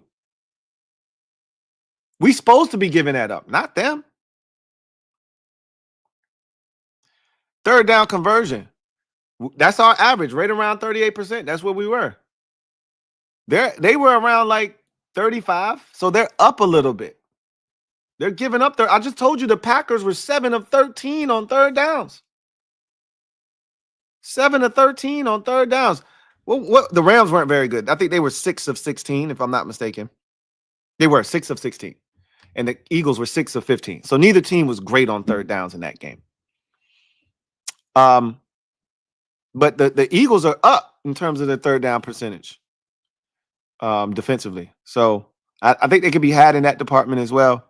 And then red zone scoring. We got to tighten up here. We were huge against the Lions. They were 3 of 6 in the red zone, and that was our saving grace. A forced fumble, an interception. Did they get it? No. Yeah, interception at the end by Jeremy Chin, and then they had to settle for a field goal. So we were able to hold them out of the end zone. The Eagles are really good at stopping teams in the red zone from scoring touchdowns. So they weren't against us the second time, but they did a pretty good job, I think, in that first game when we played them. I don't know how many times we got in the red zone. I didn't feel like we got there very many times. So I know we got there the first time. Brian Robinson had the big run, got us down inside the 5-yard line, I believe, and then we ended up punching it in. I don't think we got in there but twice. And I think we scored on both of them against them. If I had to guess, red zone wise, we scored on every red zone trip against Philadelphia except one. And that was the second B-Rob fumble in that second game.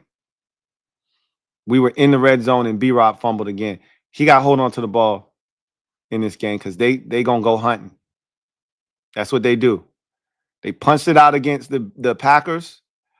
Against Josh Jacobs, he fumbled in the red zone, and luckily enough for him, his teammate dove on the football, so they didn't lose possession.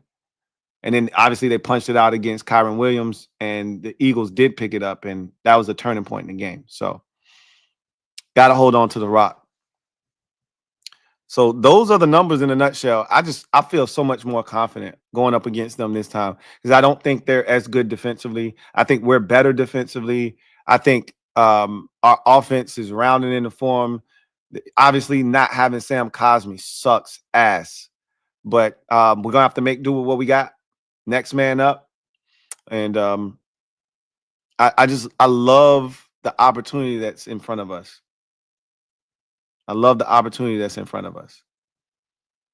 So let's get to the comment section now. See what you guys have to say. And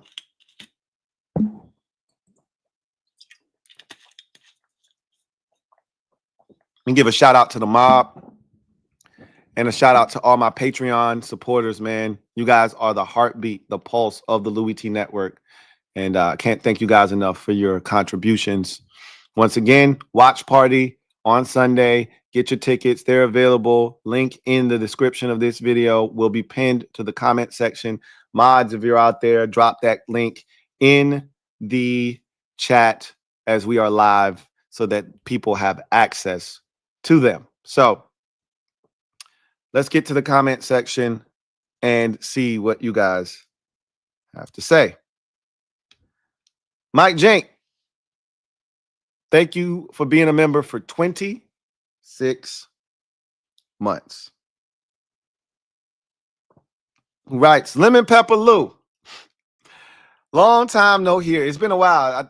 I felt like the embarrassment of your wife beating you for the second consecutive year in winners and losers had you a little bit, shook. It's okay, man. I was going to say it happens to the best of us, but I'd be lying to you to make you feel better. So I just figured I see you around the way, right? I catch up with you eventually when some of the embarrassment wore off. It's good to see you, man. Ready to see you in that all black in the post game live, my dear friend. Ain't happening, bro. As much as you would love it, it ain't happening. Great season, by the way. Likewise. Somebody's is about to come to an end, and it ain't ours. Shout out to my guy Mike Jink, man. One of my favorite Eagles fans. Video channel. Thank you for the thank you for being a member for 18 months. Who writes, damn, how bad would it be for the Eagles to lose a home NFC championship game to a division rival with a rookie quarterback? Just a college offense. Kliff's the OC. Yeah, just a college offense, right? They don't ask him to do much. Kliff Kingsbury, the OC, right? Yeah. It's cute or whatever.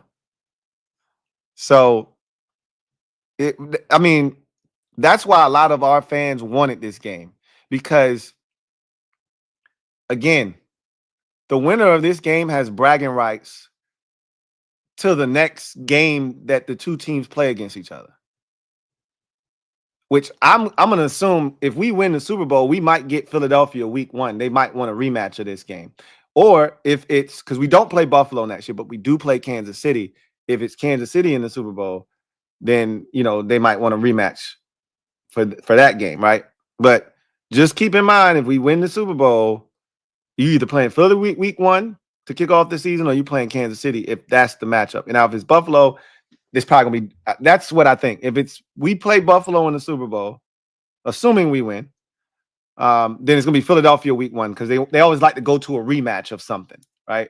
Last year was a rematch of the AFC Championship game because the 49ers and the Chiefs didn't play each other in the regular season. So they went to the next best thing, a rematch of the AFC Championship game between Ravens and Chiefs. So if we're playing the Chiefs, we play them in the regular season, I think they're just going to run it back. Super Bowl rematch. If we're playing, if we play Buffalo and we win the Super Bowl, then it's going to probably be Philadelphia, because they're going to go back to the next game. That was a rematch. So just something to keep in mind. But yeah, that's why a lot of fans wanted this game, because they want the bragging rights over Eagles fans. They've been talking so much shit to us this year. Again, I put them in the same category with Bears and Lions fans. We got a chance to end their season just like we did those two teams.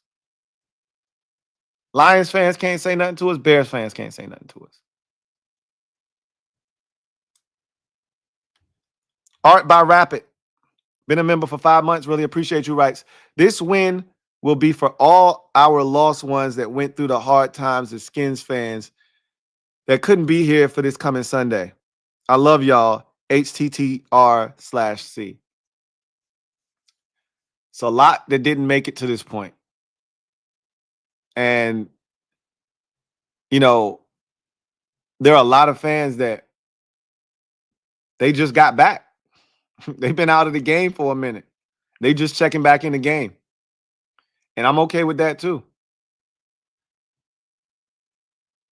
This is a big one. This season, I was at the gas station, man. I love telling y'all these stories because it's indicative of where we are right now. I'm in the gas station. I'm about to get gas. And I'm standing in line at Wawa. And I told you I don't go nowhere without my Washington beanie on. So I need, first of all, when we was down, I used to wear my Washington beanie. Like I just, it's a comfortable hat, and I just throw it on when it's cold outside. But now that we winning, I need you to know I'm a Commanders fan. I'm not loud, and I'm not as loud and boisterous as I used to be. I used to have a Redskins license plate, so you knew I was a Redskin fan. But that shit was costing too much money to renew every year. I was like, I got cheap. Like, yeah, I got twins to feed. I can't be out here renewing license plates that's hitting me for an extra $40 a pop. I don't want them that damn bad. But the next best thing is me wearing my little beanie or whatever. So I'm in the gas station. I got my hat on. I hear the ding dong. Somebody walk in. I look over, and it's another dude walking, and he got on a black beanie with a burgundy R on it. And we just looked at each other. We locked eyes. And I just went like this. He said, I like your hat. And we just bopped fists. And he just kept it pushing, bro. Like, it's just, you see somebody and y'all, we just know now. Like, it's a different type of energy. I was at Wegmans last weekend. Saw a dude, and this was the day after. I went on a Sunday. We won the championship, the divisional round game against Detroit Saturday night. I went out to Wegmans the next day just to grab a few things. And I seen a dude in a full get up, bro. And it was clean, top, bottom, hat. I'm like, he all the way across the parking lot, 2 rows over. I saw him. I just went like this. He was on the phone. And he just hit me with one of these. Like, you just know, bro. Like, it's just different right now in these streets. I just love the energy that exists right now, man. This shit is palpable. You can feel it. There's an energy. My kids' daycare, I always wear my beanie, like I told y'all. So that's how she found out I was a Commanders fan. And she didn't even know what I did for a living, because I don't tell people when I, even if they tell me they're a fan, I don't be like, oh, I actually do a show, check me out. I don't do that. So we were just talking. And, I was, trying to feel her out to see how much of a fan she is, because I don't really engage if you ain't no real fan for real. I don't really engage. I just let you talk, and I just shake my head. Oh, for real? Yeah, okay. And then I'll keep it pushing, right? I try to stay away from that barbershop talk. I don't want to be a part of none of that shit. But the more she talked, I was like, oh shit, she know a little something. All right. So then I started to engage with her, and I found out now she about this life. So I was like, okay. So I started talking to her, and I got her information, because I was like, look, if I ever get some tickets that somebody donate and I can't find anybody to give them to, I give them to you. So, we got her information, and I saw her the other day. I had my hat on. We were going to pick the kids up, and she went high five. She just put her hand up. I just gave her a high five. We didn't even say nothing. I knew what the high five was. You know what I mean? It's just a different energy right now, man. Love it. Brandon Davis, thank you for the super chat. Greatly appreciate you. My guy, Brandon, writes, did you see what J.C. Kelsey said about there being no position on our roster that's better than the Eagles roster? No, but, I mean, what is he supposed to say? He's a former Eagle. He's an Eagle through and through. What do you expect him to say? Would you expect him to be unbiased? Not everybody can do that. Like, Chris Long, he has the green light. I told you I'm watching everything. I actually enjoy Chris Long because he's been talking about us all year. Like, he been on Jaden like since the Cincinnati game, like I have with him. And, he didn't want to believe it because he an Eagles dude, right? He won his Super Bowl with the Eagles. He don't want to believe that. But I think it was around, I think it was like that second Giants game when he was like, yo, guys, Eagles fans, look, I know you don't want to hear this, but this guy's the effing truth, man. You're going to have to deal with him for the next 10 years, twice a year, man. This guy's a beast, man. And I watched his show the other day, and he doing it with, fellow Eagle fans and whatnot. And so they don't want to admit it, but Chris Long is like, bro, Stu's one of them. He like me is like, it's 4 dudes that's not like, I've been watching people list their top 5 and they got Matthew Stafford and all kinds of stupid shit. I'm like, okay, I'm done listening to you, right? Because clearly your list is already flawed. If Joe Burrow ain't in your top 4, then we can't even have a conversation. So just move out of the way and stop talking to me. So Chris Long is like, look, there's 4 guys on the top 5. There are 4 fingers that exist, that have always existed, that continue to exist, that are going to exist. Mahomes, Allen, Jackson, and Burrow. And other guys have been vying to, be the 5th guy, this, that, and the 3rd. He said, Jaden Daniels is the thumb on that hand now. It's official. He's the thumb on that hand. And it's other dudes that don't, in that show, they didn't want to give him his respect. Oh, he doesn't have enough games experience. He's like, and Chris Long ain't trying to hear that shit. And he an Eagles dude through and through. He don't even want to admit the shit. He's like, yo, this dude is different, bro. You can't expect Jason Kelce 1 year removed to be able to admit that Jaden Daniels is better than Jalen Hurts. That's his boy. He was just clearing the way for him on brotherly shoves just a year ago. You think he gonna cake for his boys? I'm not mad at that. I'm not mad at that. Video channel. Thank you for the super chat. Greatly appreciate you. Double up. I think that's a double up. That might just be. No, it's not a double up, but it is a super chat nonetheless. Thank you for being a member of the MOBB who writes, let's get this mother effing Super Bowl.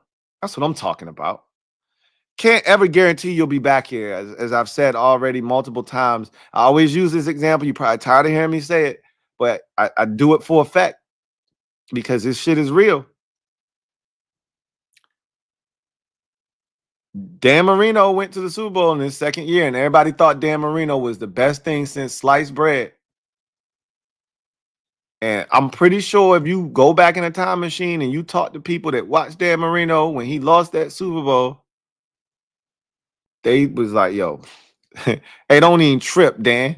You finna playing like 8 of these hoes. You good, bro. Man, never made it back. You can't take this shit for granted. Aaron Rodgers won that Super Bowl in 2010. Did anybody think that was the last time Aaron Rodgers was going to the Super Bowl?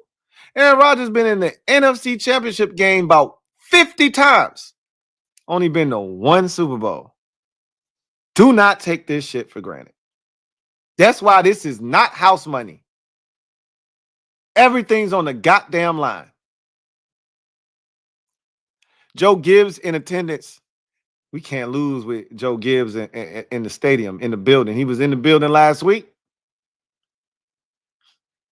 There is no tomorrow. Rock, there is no tomorrow. Exactly. There is no tomorrow. There's no tomorrow. Only today. Only today. Mike Lake, been a member for 32 months.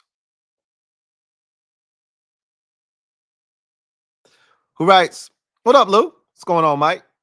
Been saying all season that eventually a rookie quarterback will lead his team to the Super Bowl victory. Anybody, anywhere, anytime. Why not us? I love the slogans and the mantras. The most important fight is the fight that we're in. Anybody, anywhere, anytime. Winning time moments. Like all of these things permeate within that building, and the guys believe. Joe Whitt Jr., I told you he was the star today. He said, of all the places he's ever been, this is the most competitive environment. He said, this shit is different. This is different. He said, I told y'all when we got here, the way that we live is not for everybody. And he said, I can tell you right now that this environment ain't for everybody. He said the coaches even want to be better than the next coach in the building, but it ain't like a, dog eat dog, I'm going to stab you in your back type of environment that we saw in Carolina 2 years ago, where everybody was trying to get everybody because I'm trying to save my job. It ain't one of them type of environments. It's just you pushing the next guy to be great, to be better than they were the day before. And he's like, that's what we've created here. We arrive violently. We physical. We put in the work. DQ talk about this all the time. We said the times we spend together are intense. So we go hard, so we got to rest hard. You know what I mean? So he take it easy on the players because when we together, we go hard. And Joe Whitt said, hey, this shit ain't for everybody. The way that we live is not for everybody. And he told us that at the very beginning. It's the intro to the damn nightly news.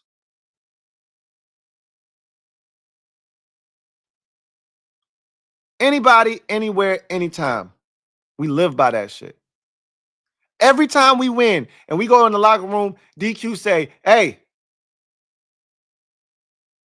let's take this on the road again.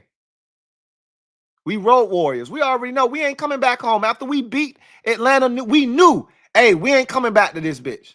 More likely than not. We knew that it wasn't going to be the 6th seed versus the 7th seed. That was the only way. Let's take our show on the road again.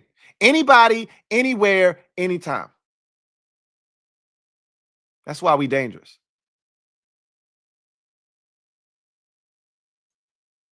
Rob, thank you for your generosity, gifting 5 memberships. Shout out to the brand new members. Stand up. You are the 5 newest members. You're in the building, courtesy of Rob. Thank you once again for your generosity. Welcome to the squad. 5 new members, courtesy of Rob. John Perez, my guy JP, thank you for being a member of the MOBB, and thank you for the super chat. Greatly appreciate you. Who writes, this game sort of feels like the 1980 Miracle on Ice game when the U.S. men's hockey beat the Soviets. Nobody but our team and fans believe we're going to win. It's been us against the world this entire time. We weren't supposed to be here. You got a rookie quarterback. You got an inferior roster. You know, it's the 3 seed. It's the 1 seed. Now it's the 2 seed. It's the same thing. Rinse and repeat. The 1980 Miracle on Ice game, I don't even think U.S. fans thought we were going to win that game. That's the difference. Only the people in that locker room probably thought they had a chance. We believe we're going to win this game. At least most of the fans that I conversate with do. I can't speak for anybody that suggests that we're playing with house money and is still keeping that 1 foot in, 1 foot out mentality. Both my feet are firmly planted in the direction of the Super Bowl. Ain't no 1 foot in. I ain't got 1 foot on the other side of the fence. None of that shit. I expect to win this game.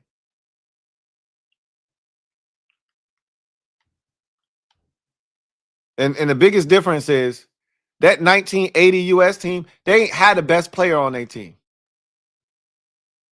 We do. We got the best player playing on Sunday on our side. It ain't Saquon Barkley. He ain't the best player in the game. We got the best player playing on Sunday. His name is Jaden Daniels. The Phillies ace 34. Thank you for the super chat. Greatly appreciate you. Writes, Louie, you know you're my guy. All love and respect, but we have to avenge Super Bowl 57, and y'all are the unfortunate casualty in this. We want what's ours. Sorry. You my guy too. You know I love you, man. But you don't win in this equation. You don't get a Super Bowl before we get a Super Bowl. I don't know if you're getting any more personally, but I told LB this a year ago, maybe a year and a half ago. We win in the Super Bowl before y'all do. Everybody laughed at me at that time. We were still the laughing stock. It was all ha ha he he. Then shit ain't funny now though. I was dead ass when I said it.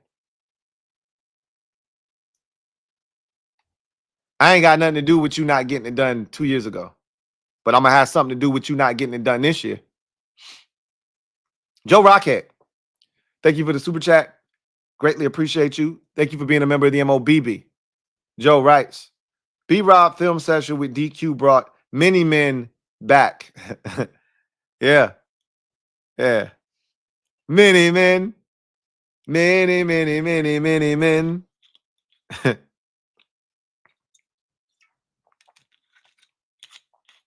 was good to see him, man. Missed him. Hadn't seen him since week 13 versus Tennessee. It's really nice to see him.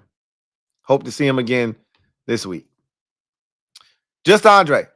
Thank you for the super chat. Greatly appreciate you. Who writes, we showed up to a party that we wasn't invited to. They wanted to kick us out, but saw that we had the best in the dance moves in this thing. Here to stay. I love the analogy, except we were invited to this party. We got to the playoffs before a lot of the teams that were in it got there. We were in it. They told us when we got there, hey, you can't stay long though. That's what they said. You invited, but when the real party starts, you got to leave. And when we got there and they saw how polarizing we were, how everyone was, we were a magnet. Our magnetism was off the charts. And yes, we were keeping the party live and vibrant. We can't put them out. And they got a star over there. Just let them stay a little bit longer. It's the equivalent of, hey, we letting ladies in for free until 11. Why? Because ladies bring dudes and dudes buy drinks. You keep us in and you're bringing eyeballs and you're bringing excitement. Okay, you stay. Don't worry about it. You stay. Yeah, we here to stay. We ain't going nowhere. Derek B, thank you for the super chat. Greatly appreciate you. Thank you for being a member of the MOBB. Who writes, proud of you. Love this team. Let's F and go. I got 5 on it. Derek B and everybody out there, I've always told y'all, I'll be the first to tell you when I'm wrong. You ain't got to tell me. I tell you when I'm wrong. But you know when I'm right, I'm going to be the first one to tell you I was right. But I'm going to tell you when I was wrong. I was wrong about the house money, Derek B. You were right. You were right. Took me a while to come around. Now, I thought we were playing with house money earlier in the season. I did. And I don't back off of that. But that house money shit is done, bro. That died when we beat the Tampa Bay Buccaneers. At that point, like, bro, we already here. Now we got streaks to break. We got shit to do. So let's get it done. This ain't no house money. They got to deal with us now. We ain't no token opponent. We ain't no cute story. Don't come at me with that Cinderella shit. We a real outfit now.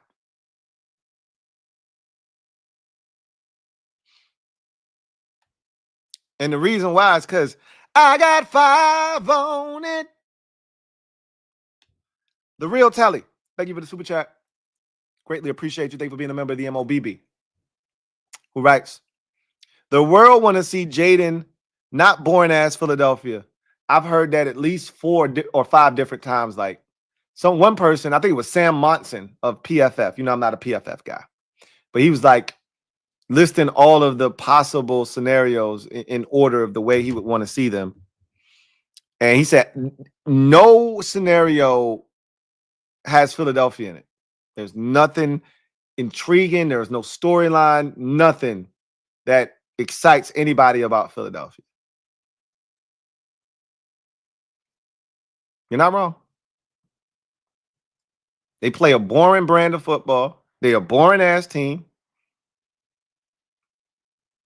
And their fans are lame and they don't deserve anything nice.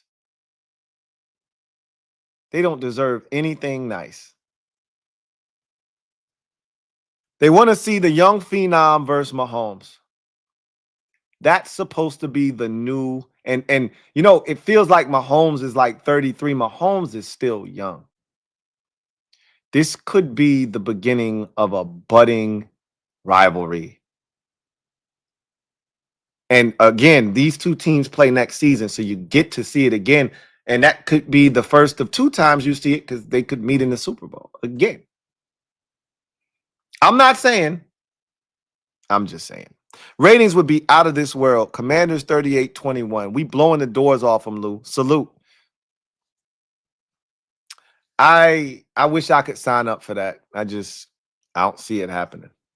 But if it does happen, I wouldn't be shocked.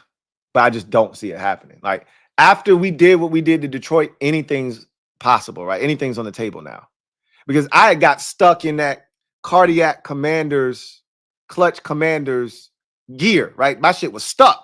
I tried to jiggle that bitch and shift into blowout mode, and I couldn't shift the bitch. It was stuck in critical, like, cardiac mode. I was like, well, if the bitch stuck, we winning, right? I'm going to just leave the shit alone. And then, wouldn't you know it, when I stopped trying to jiggle the goddamn gear to shift it, the shit moved on its own. We hit a bump, the shit moved, and boom, 45-31. But I know better. I know better. I'm not looking for that. I'd love for it to be that way, but I ain't looking for it. Just win the damn game, right? I don't give a shit. If it's 7-6, just win this hoe, right? I hope we blow them out, though. That'd be great. But I'm not looking for it. GT7, thank you for the super chat. Greatly appreciate you. Thank you for being a member of the MOBB. Greatly appreciate you as always. GT7, who writes, last night it was so funny to see how uncomfortable the rest of the NFC East is with us feeling confident. Ain't it, though? Because, again, it ain't fun when the rabbit got the gun, you know? It ain't fun when the team you used to point and laugh at, they got older now, and they got bigger, and they got stronger.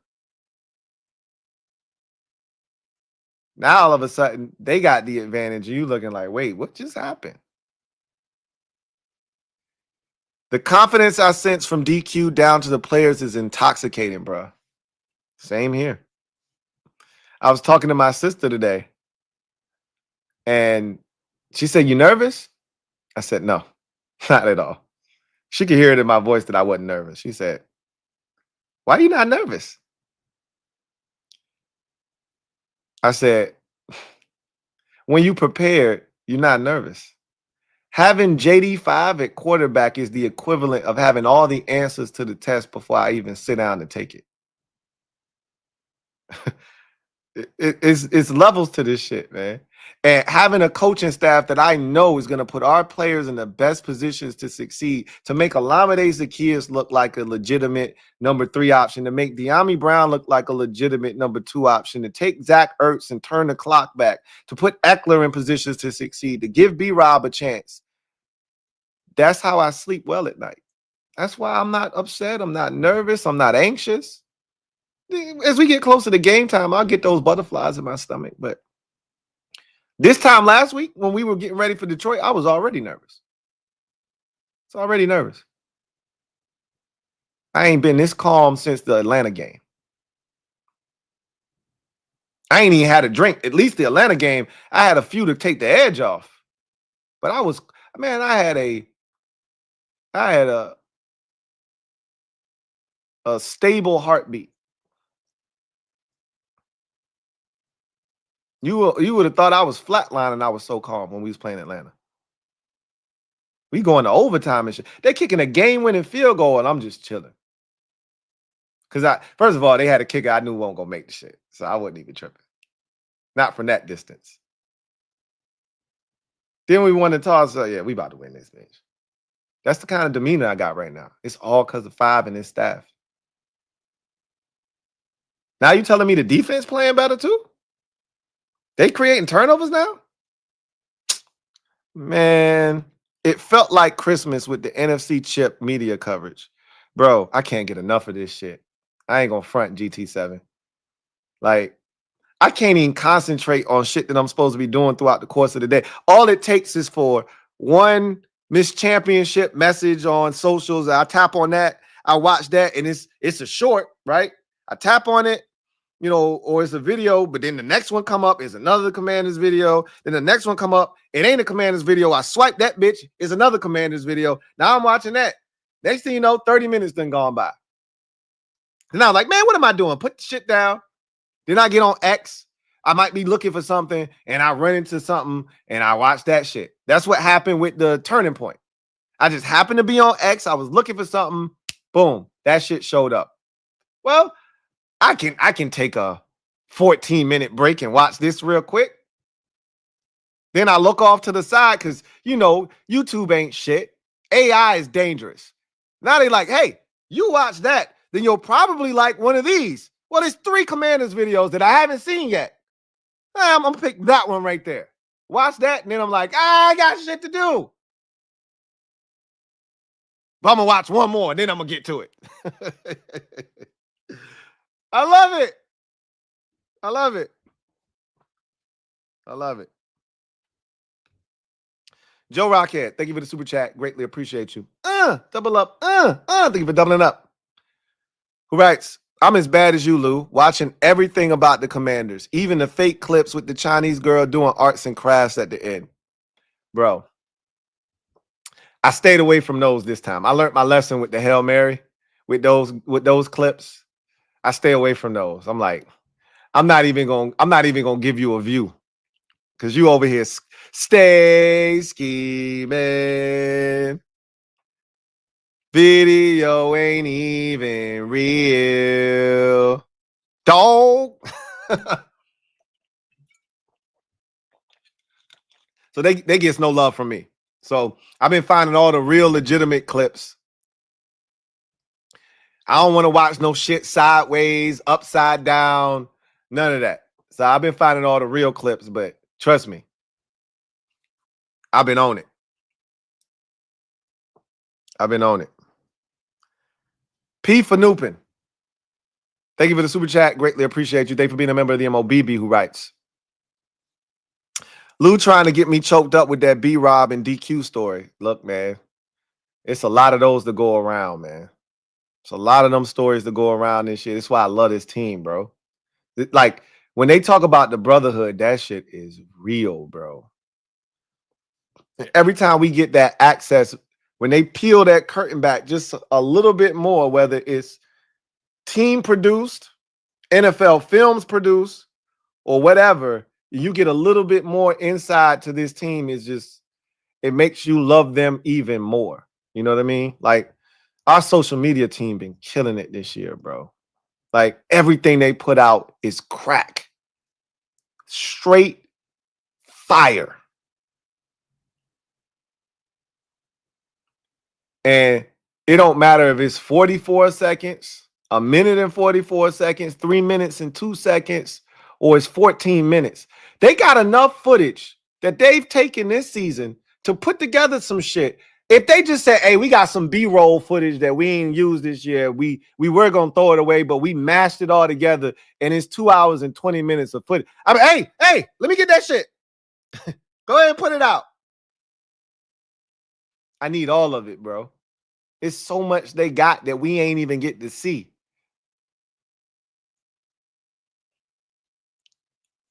This team is awesome, bro. Mario Delcit, thank you for the super chat. Greatly appreciate you. Thank you for being a member of the MOBB who writes, hey, Lou, hope the family is well, my dude. Likewise. Bro, all this feels like a dream. By now, we would be doing research for next year's draft, but it feels like we've been here like we belong, bro. It was funny last night talking to, Law and Bad Dog, and Law started rattling off all these draft names. And I'm like, whoa, bro. Like, I felt like Mace. He said, it's like they be talking funny. I don't understand the language of people with short money. I'm like, whoa, bro. It's like y'all be talking funny. I don't understand the language of people talking that draft talk. Right? Whoa. You speaking a whole different language. I don't even know none of these dudes you talking about. Chill, bro. We got a championship game we over here talking about. Somebody asked a question about the draft. Whoa. Wait a minute, bro. Hey. Relax. So it's so fun to not be concerned with free agency, the draft, none of that shit. We talking about championship football. Let that sink in, bro.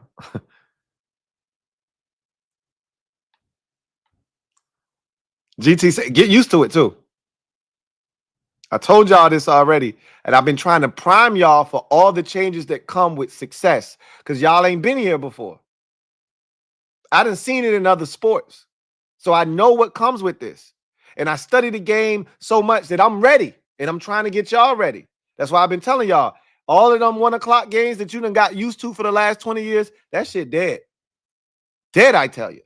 Get ready to be the bell of the ball, right? Get ready to be on at 425, 4-5 times next year. Get ready to be on prime time 5 times, twice on Sunday night, twice on Monday night, a Thursday. Get ready to be on Thanksgiving versus Dallas. Get ready to be on Black Friday versus Kansas City or some bullshit like that. Get ready for all of this. Get ready to be playing on Saturdays late in the season. We about to be a showcase team.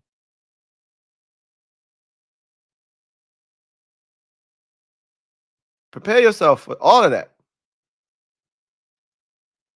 Prepare yourself to lose prominent players and coaches and front office members. That comes with the territory.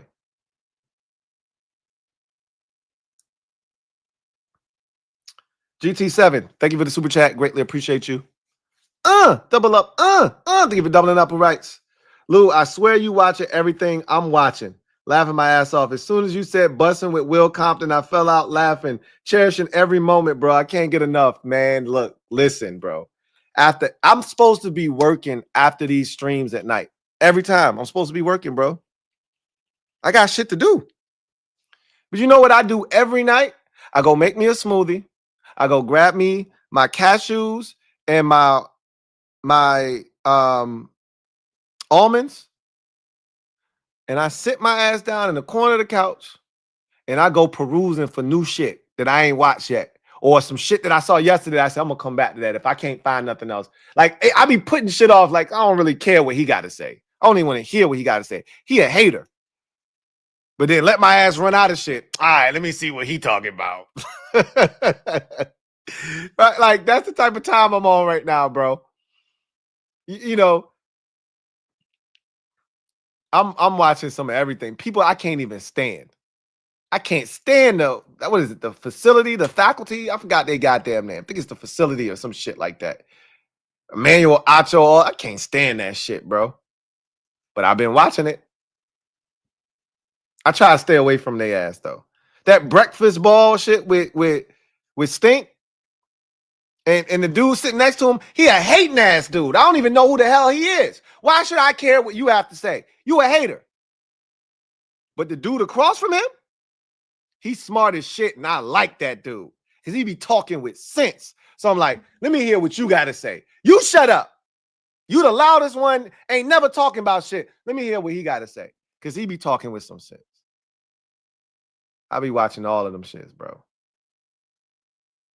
I feel dirty a little bit because I'm like, bro, you don't even like this shit.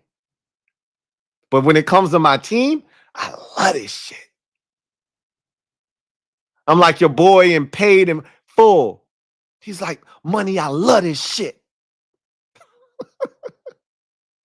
I love this shit. Can't get enough of it, man. Christopher McLaughlin. Thank you for the super chat. Greatly appreciate you. Thank you for being a member of the MOBB.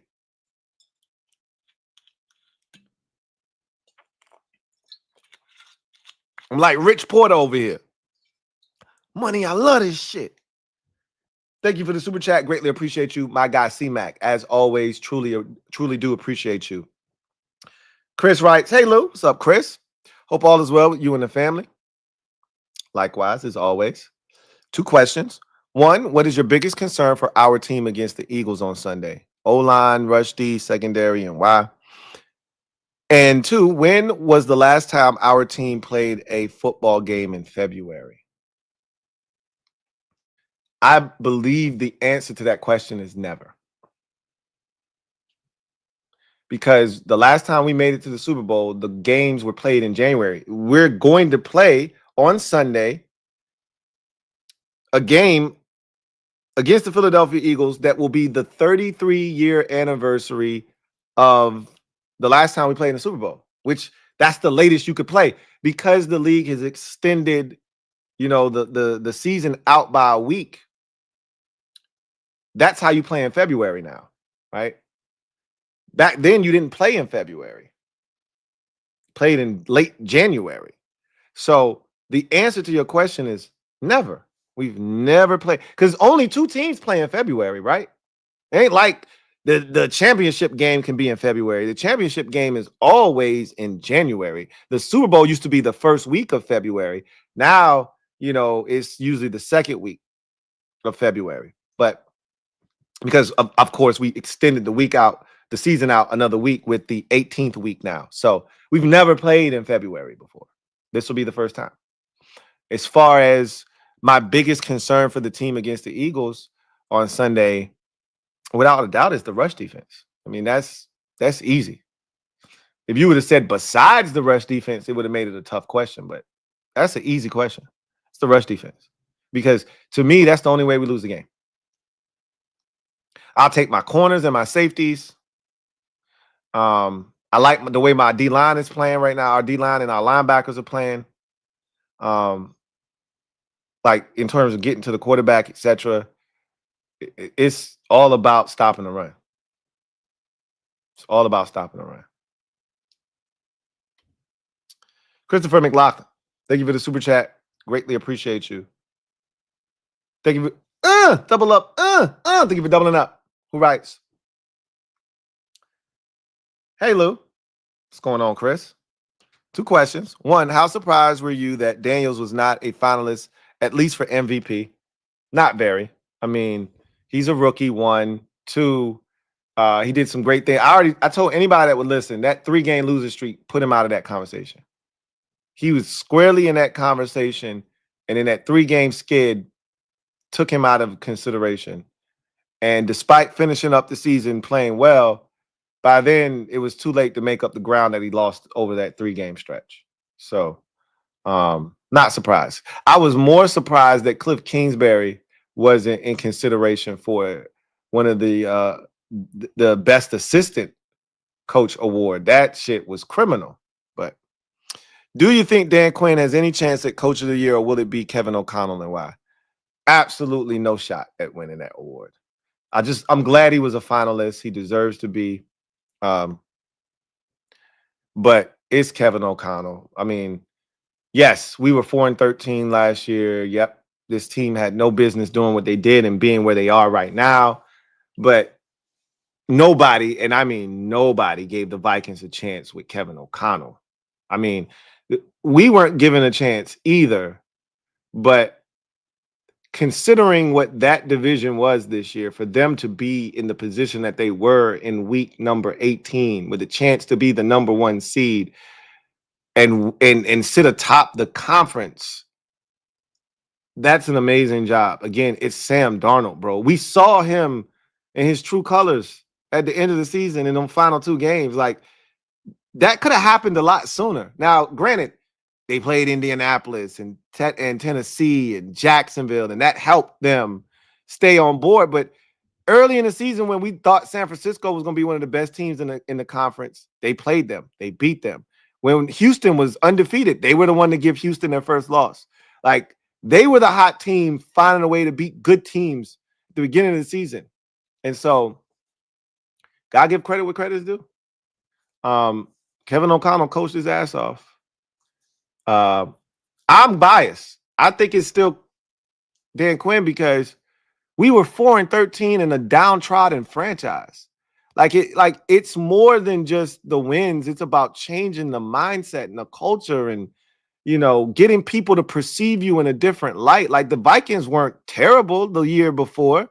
They just missed the playoffs because they had injuries to the quarterback position. So you get steady play, and they, turn the roster over a little bit with some of those Asian veterans and swap them out for younger guys. But they didn't make as much of a change as we did, but it's Kevin O'Connell's award, man. Who are we kidding? I think DQ should win it, but he's not going to. 1-6 Devil Doc. Been a member for 41 months. Salute to you. Who writes, Lou, been hearing a few more analysts are picking us now, but they are hedging their bets, all of them. Every last single one that's picking us. There may be a few exceptions to the rule, people that are on board that picked us to beat Detroit, or, you know, that was the one that did it for them. But most of the people, they always hit you with that. I think they can win this game. I wouldn't be surprised if they win, but you're not picking us. And if they do pick us, they give out like contingencies. Hey, gotta do this. I think they're gonna win, but they gotta do this. They gotta no. Either you with us or you against us. Pick a side.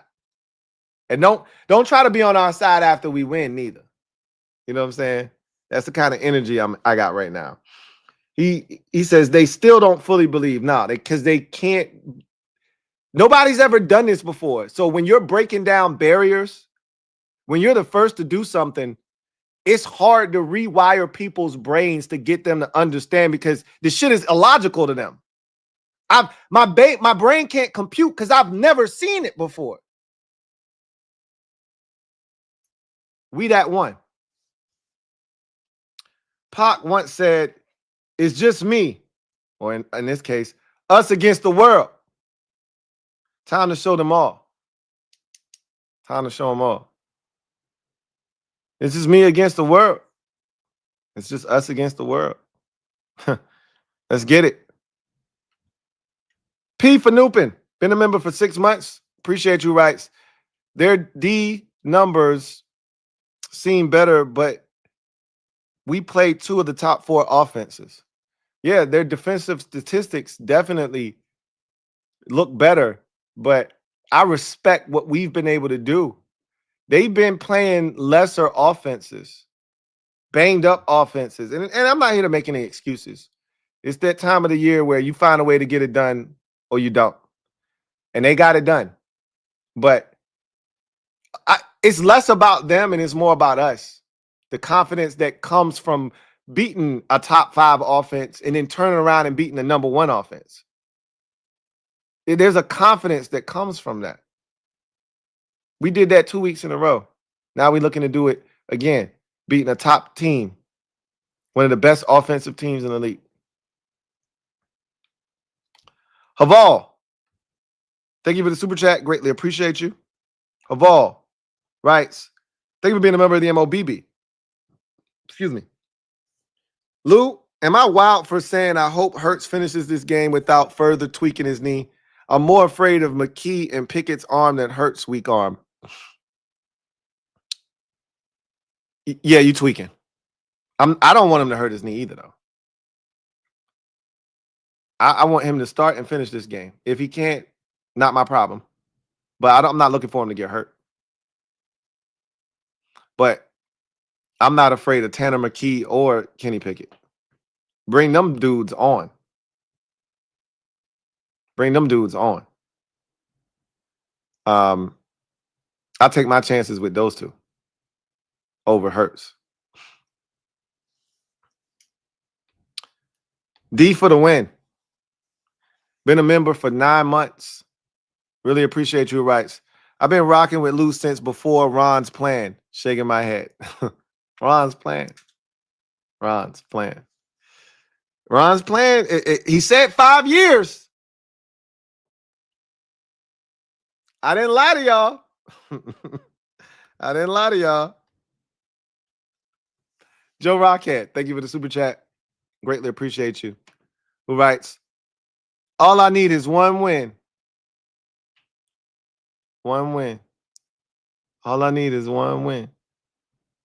One win. That's it. For now, we really need 2 wins, but I just need one to get us to the Super Bowl. We'll worry about that when we get there, right? We just want to get there.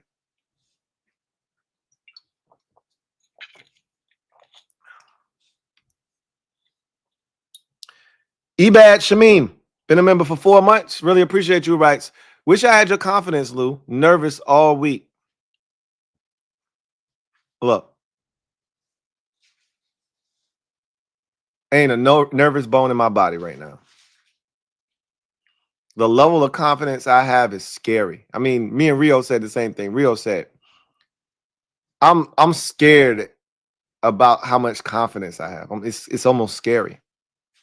Level of confidence that I have. I've watched this team enough this year. I know this team like the back of my hand. I know what they're capable of, what they're not capable of. Last week was a shock to the senses because we didn't generate turnovers, and I didn't think we were going to be able to run the football effectively the rest of this year. So last week was like, oh, really? Y'all got that in the bag. Okay.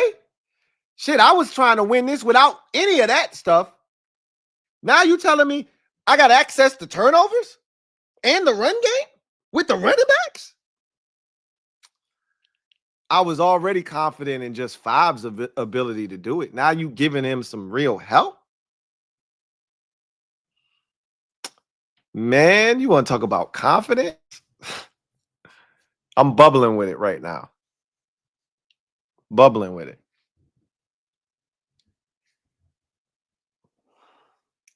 If I could give you some of mine, I would. Chauncey Davis, thank you for the super chat. Greatly appreciate you. OG, triple OG, my guy. CD writes, O-line Bobby Johnson and A-Lynn, we need your A plans for Sunday, fellows. One of the unsung heroes of the season is O-line Bobby Johnson. We all owe him an apology. He'll get a double O, in the offseason when we have time to reflect. Anthony Lynn, he got some love today at the press conference. Kliff was asked about Anthony Lynn. So was the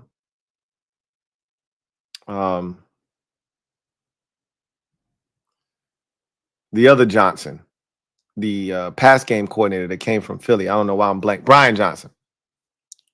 He was given a lot of love by Kliff too. He says one of the smartest guys. I think if Kliff were to leave, he'd be the next offensive coordinator. I really think he'd be the next one in line. I know a lot of people are like Tavita. I think it'd be Brian Johnson, but we need everybody's best for Sunday. But I have no reason to believe that they're not going to put us in the best position. The only thing I don't want to see is that damn quarterback keep boot on 4th down and short in this game. If you're going to do it, I need something off of it. Like, this is the time to have a wrinkle. The Eagles stopped us in the first game doing it. We ran it against Tampa and barely got it. And then, again, if the Lions were disciplined and Terrion Arnold, for whatever reason, he had no threat out there. He had no reason to suck down and come inside, but he did. Pause. Then he probably would have been able to get him. It would have been at least a foot race. Jaden clearly and easily won that thing. It would not have been as easy. Don't run that play in that situation. I beg you. Have run it, but have like an outlet off of it. Someone you can throw the ball to.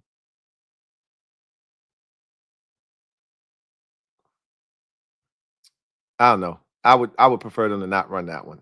But that's been a bread and butter this year. They love it in those situations. Juan Gotti talking sports.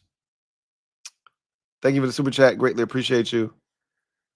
Juan Gotti writes, Bobby the 5. You still a rook. Pull your pants up. Man, I love their relationship. Why Eagles fans acting like Joe Whitt Jr. said anything crazy? He just said facts. Like I said, it's the same thing he said about Baker Mayfield. They want to be oppressed so bad. They want to hate us because they ain't us. They want a reason. It ain't no reason over here. We following all the rules. Ain't nobody talking greasy over here. Ain't nobody gave you no bulletin board material. You searching. You reaching. All he did was say the same thing he said about Baker Mayfield and any other quarterback that wants to be a part of the run game. You tuck it and you run it, we try and take your mother effing head off. Period. We gonna hit you like a running back, is what he said. I would expect them to do the same thing to Jaden Daniels. Where's the foul? There is none. Again, they searching, they nervous, they scared, they looking, probing. Then after he brought that lame ass shit up, and I checked his ass, then he said, if you're looking for some sort of motivation in the championship game, then you guys are losers anyway. I'm like, man, take your lame ass out of here. I didn't even respond to that shit. I love killing a clown and then walking off. I do it all the time.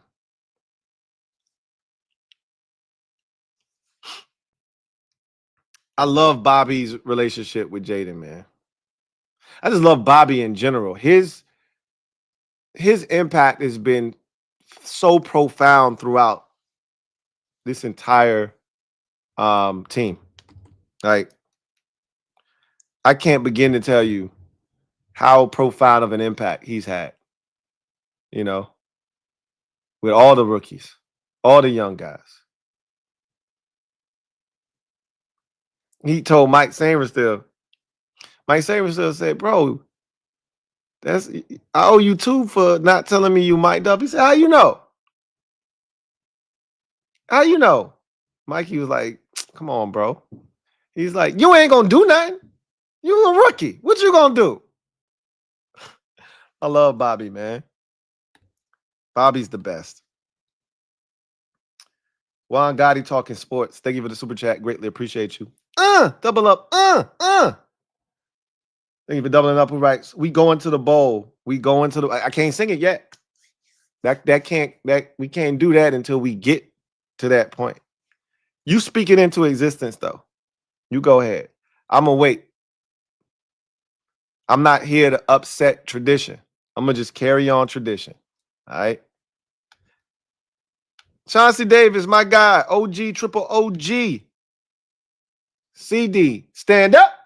You are the newest member of the MO. Show our guy, Chauncey, some love. Welcome him with open arms. Welcome to the squad. OG, triple OG. CD. Glad to have you on board once again. Chauncey Davis, thank you for the super chat. Greatly appreciate you. Welcome back. Welcome back. Welcome back. Welcome back. Welcome back. Lou, I'm doing Miss P's job tonight. Hit that like button. My wife got my inhaler prescription filled for Sunday. You're going to probably need it. I'm going to be honest with you. Somebody said 3821 earlier. I wish that were the case, but you probably going to need your inhaler for this one, bro. So I'm glad your wife did you a solid and went ahead and filled that thing up, because probably going to need it this week. Juan Gotti talking sports. Thank you for the super chat. Greatly appreciate you. Juan writes, season ain't going to be over till February. Every year is about to be fired. Going to make the off season fly by, and we'll be right back. Glass half full. Let's win this ring. You ain't wrong, bro. The fact that by the time this thing is over, if this goes the way that it's supposed to, and we win the whole thing, think about it from this perspective. The game is the second week of February. The second Sunday, I believe, in February, if I'm not mistaken. You win the Super Bowl. Then you got the parade that's like 2-3 days later. Then think about it. There's like this 2-3 week period of just total, unadulterated bliss and a state of nirvana that you just are in. It's almost like the rest of the month before you turn your attention to March and the start of the new league year and free agency. But we'll already be there now. I was talking to my sister today, and she's Sister Lou is a Falcons fan. And she was like, first of all, she don't want us to win, but she torn because she do want us to win because of me. But she don't want us to win because she can't stand Dan Quinn. So she's torn, and she's been torn. And I'm like, I've been trying to talk off, like, you gotta let that shit go, sis. Like, you gotta be better than that, man. He's a changed man. He's reformed. You still got that man in prison for something. He's already paid his debt to society. You gotta let that shit go. She said, but I'm still struggling. I said, that's how that go. She said, he's moved on. I'm still struggling. I'm like, but that's life. He's already paid his penance for hurting you. He's apologized as many times as he can. You gotta let it go. She said, but what I don't want for you is I don't want you to go through what I went through. And without hesitation, I said, I won't. She's like, that's the most hurt I've ever had, and as a fan of anything. I told y'all how my sister took that Super Bowl loss. It was rough. It was hard watching the shit. I saw it first. I had front row seat to it. It was hard watching that shit. And to this day, she still she ain't got over that shit yet. She's like, I don't want you to go through that. I'm like, I won't. I said, I got 5, man. She was like, what is this 5 you keep speaking of? And I said, I got 5 on it. She says, what is that? I said, that's Jaden Daniels. She said, oh, is this number 5? I'm like, yeah. She's like, oh, okay. I was wondering why you always kept saying that. Like, yeah. You ain't got to worry about a damn thing. Don't worry about a damn thing. We good over here. This gonna make the offseason fly by now. You gotta win, though. You gotta win. Like watching Amon-Ra St. Brown talk about how, it's a long time before they get to play because they got that bad taste in their mouth. He wanna play right now, and he can't. Listening to him say, man, listening to them celebrate, that shit was the worst. And I could hear the pain in that man's voice. I was like, man, that feels good. I was like, hey, Diami, come here. Come watch this, Diami. Sit down right here and watch this shit, man. That nigga he was slumped down in his seat.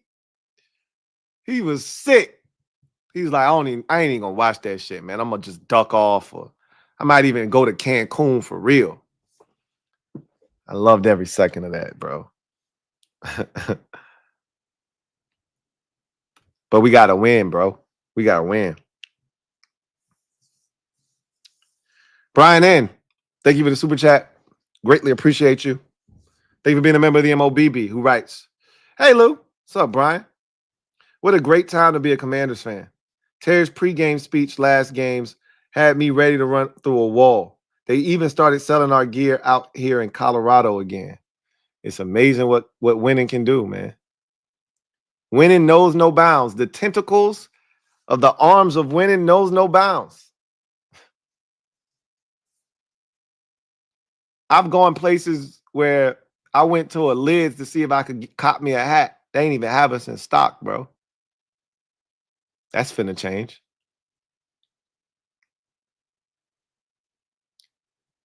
Winning changes it all. Terry definitely showing why he a leader for sure, without question. Mario Delcit, thank you for the super chat. Greatly appreciate you. Double up. Thank you for doubling up. Who writes, Lou, JD is our anchor.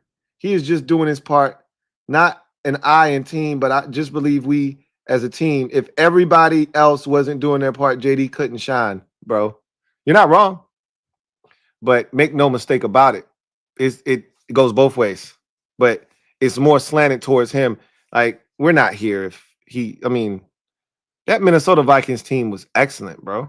I mean, think about it. That defense was great. The Rams ain't do shit in that game. They pieced together points based off of turnovers that the defense forced. Their offense ain't do shit in that game. They ain't even had 300 yards of total offense. That was a tremendous Vikings defense. And they had Justin Jefferson, Jordan Addison, TJ Hawkinson, and they couldn't score. Why? Because of the quarterback. I don't give a shit how good your team is. If your quarterback is sus, it's going to catch up with you eventually. Conversely, your team can be sus, but if you got a all-world quarterback, he can make up for a lot of the things that ill you. Now, again, to your point, we're not here if other guys aren't doing it. If the offensive line was a sieve, we're not sitting here having this conversation. If De'Ami Brown isn't playing at a like a real number 2 level, we're probably not sitting here having this conversation now, are we? If Zach Ertz wasn't playing like Zach Ertz of old, we're probably not having this conversation now, are we? If Bobby Wagner doesn't recover that fumble, we're definitely not having this conversation. Zane Gonzalez isn't making his kicks. You can say what you want about Zane. He made a big kick in the divisional round in the first quarter when we were down 7-0. He made all of his extra points so far in the postseason, and he made the biggest kick of the season thus far. Even though it banged off the upright, the shit went in. Everybody's got a job to do. And right now, everyone's doing it. But make no mistake about it, none of this shit exists without 5. And don't ever lose sight of that, Amario. We're not sitting here without 5. You could say that about a number of guys on this team, but it rings true with 5 more so than anything else. Ray Riz, thank you for the super chat. Greatly appreciate you. Thank you for being a member of the MOBB. Ray Riz writes, Lou, how many players are left from the Ron Rivera regime? If we win the chip, we sending him his ring in the mail. 28, 23 good guys. Such a dope moment. I think we counted 10. Are we down to single digits with all the guys that have been released during the course of the season? I think we might be in the single digits now. But I thought the number was at like 10. When you say Rivera guys, are you talking about the guys he drafted, or are you just talking about guys that played for him during his tenure? So are you talking about Jonathan Allen, Deron Payne, Terry McLaurin, Tress Wade, Jeremy Reeves? Or are you talking about guys that were just brought in via free agency and the draft by Ron Rivera, like Andrew Wiley, De'Ami Brown, Derek Forrest, those types? Is that who you're referring to? Because there ain't a lot of those left. There ain't a lot of those left. Cornelius Lucas,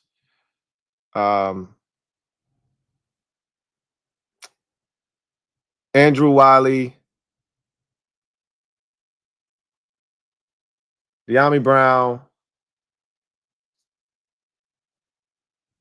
Derek Forrest, Brian Robinson Jr.,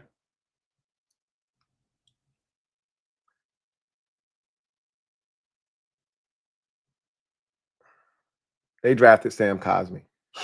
6. Benjamin St. Juice. 7. Trying to think if they brought any more free agents in here. Technically, they brought Jamison Crowder in here as a free agent last year. They brought him back, but that's 8. John Bates is 9.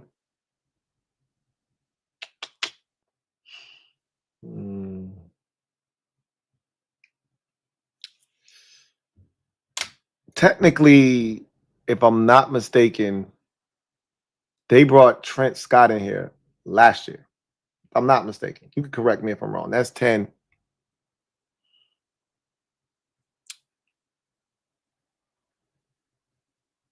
I think that's it, though. Quan Martin, 11. Now, that is it. 11. That I could think of. Everything else is different. So, you count practice squad guys? Because it's quite a few of them, but I don't count them. They ain't on the roster.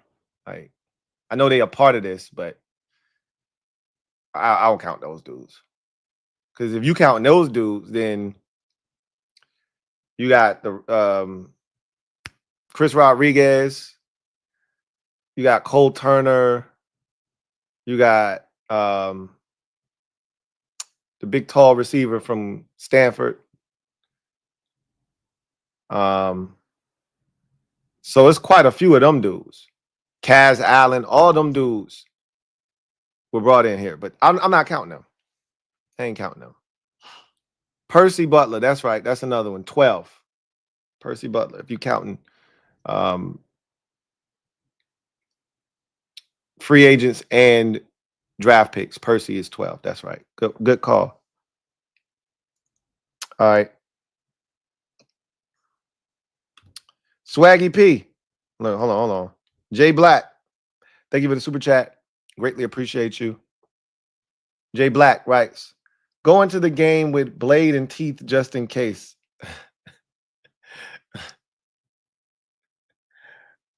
Hey, what are we doing over here? You flip now? Or excuse me, would you birdie now? You birdie now?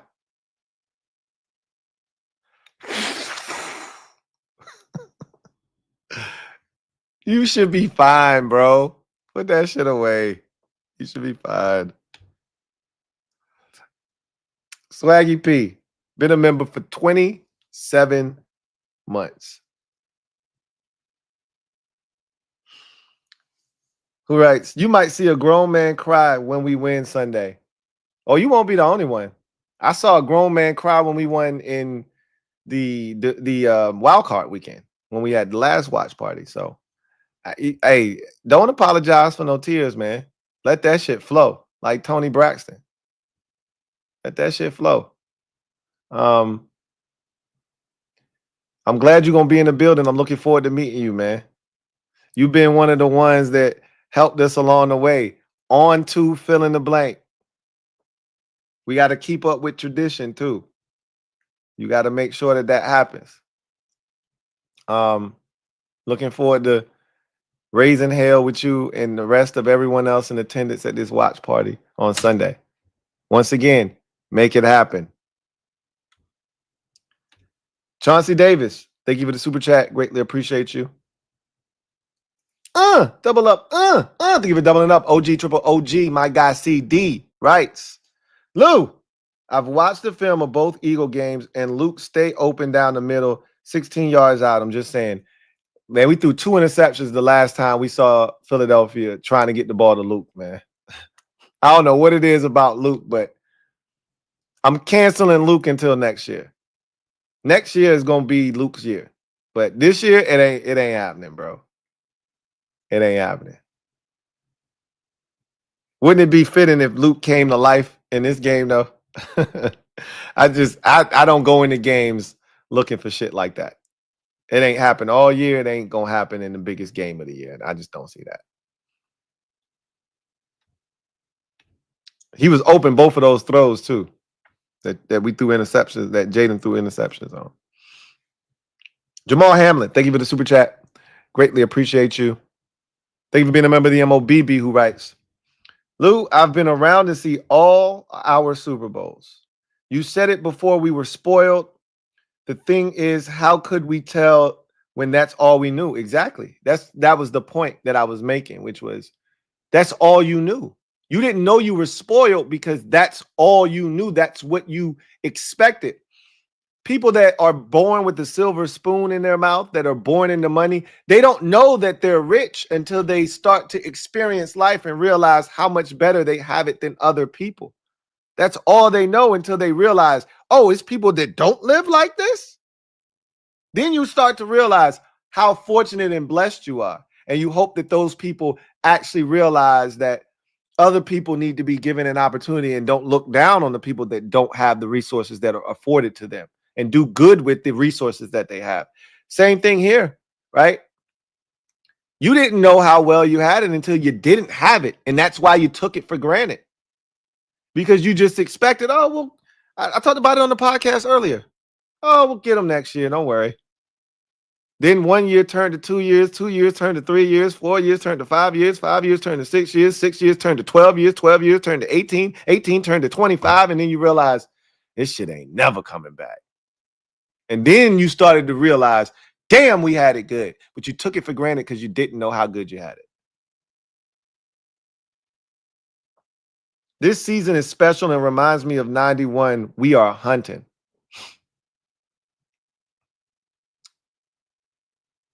I can't say that it doesn't. I know this. 91, we were dominant from the word go. From the word go. We were the Lions in 91. The Lions this year. Except we were a juggernaut and we, were smoking everybody, including the postseason. Whereas us, like, you knew we could be good in 91. The playoffs before, we should have beat San Francisco. But Mark Rippon had an awful game, threw 3 interceptions, and we lost that game. So you knew we were good. It's different for me. But again, you experienced it. I didn't. I was 6. All I knew was we won the Super Bowl. And I was running around with my Redskins helmet on and my Mark Rippon Hutch jersey. So I'll take your word for it. NRG, thank you for the super chat. Greatly appreciate you. Thank you for being a member of the MOBB, who writes, what up, Lou? What's up, NRG? What up, champion? What up, champ? What up, champ? What up, champion? I'm ready to see these boys feast. This year is special, for real, for real. Facts. Seeing unity amongst the players, coaches, and front office is exhilarating. Appreciate your coverage.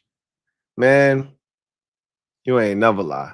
Just watching the interaction between these dudes, understanding what they've built. That's why I said I want it for this group.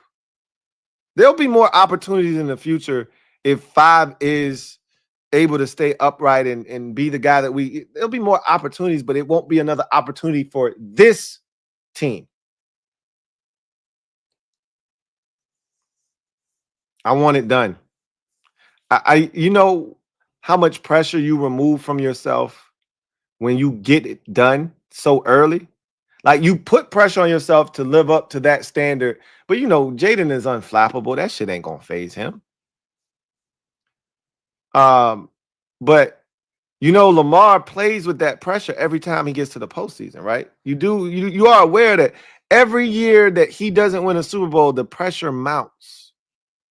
He's gonna try harder, and sometimes when you squeeze harder, you're actually being counterproductive. Every year Josh Allen doesn't get it done, the pressure mounts. You squeeze tighter, right? Our guy can alleviate that pressure by winning right out the gate. Now, there's a different type of pressure that comes with winning out of the gate. But that's a good type of pressure to have versus not having a chip and having that be the thing that defines you when people talk about you. Hey, he ain't got it done in the postseason. The easiest way to dismiss somebody is, hey, what they do in the postseason, though, when the shit matters the most. Don't nobody want to talk about Lamar winning the 3rd MVP. All they going to talk about is, hey, he ain't won a Super Bowl yet, though. Got a losing record in the playoffs, though. That's all I know. Like, if you want to demean Lamar, that's where you're going to go. You want to talk about Josh Allen? That's where you're going to go. Our guy can end that right now. Like, you can't say shit about me, bro. I already got hardware. I done already done something. NFL's been around for almost 100 years. Bro. I think they've been around for 100, matter of fact. What was that? It was the 100-year anniversary, like 2018 was like the 100-year anniversary or whatever. So they already, 2020, 21, whatever it was when they were wearing those 100-year patches. They've been around for over 100 years. The Super Bowl era started in 1970. 54 years ago. We're going to what? Super Bowl 59? That's what we're going to, right? So Super Bowl era been around for what? 59 years. 59 years. No rookie quarterback has ever been to, let alone won, a Super Bowl. This is as far as they've ever gone. 6 have tried, 5 have failed. Then there was 1. You become that one, what they gonna say now? Shit been awesome, bro. I ain't gonna front. This shit been awesome.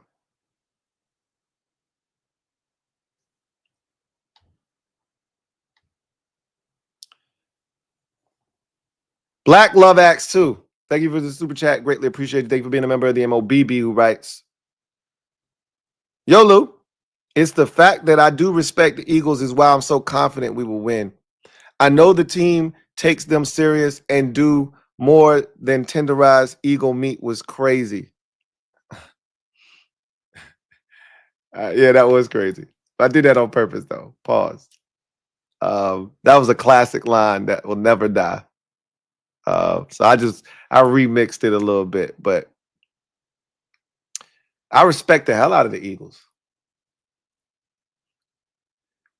They're the one team that I felt like could beat us in the playoffs. Like, once we beat Detroit, I was like, if we get past Detroit, which is why I said what I said when I said, if we beat Detroit, we're going to the Super Bowl. Because I know we can beat the Eagles and the Rams, but it's a tougher game against the Eagles because while the Rams had receivers and Matthew Stafford won't run nowhere. All we had to do was slow down Kyron Williams, not let Puka Nacua go off for 800 million yards. But even still, the Rams defense was good. It ain't great. They ain't seen Jaden before. They don't know his speed. They always get torched by mobile quarterbacks. We were going to be a problem for them. Big, big, big problem. We'd have been going up and down the field on them scoring points. Not saying we can't do that against Philadelphia, but obviously they're a much better team. So, no, we in for a dogfight, but I'm prepared. Nobody played in and won more close games than us. So, whether you want to get into a track meet or you want to play some close, even LB said it himself.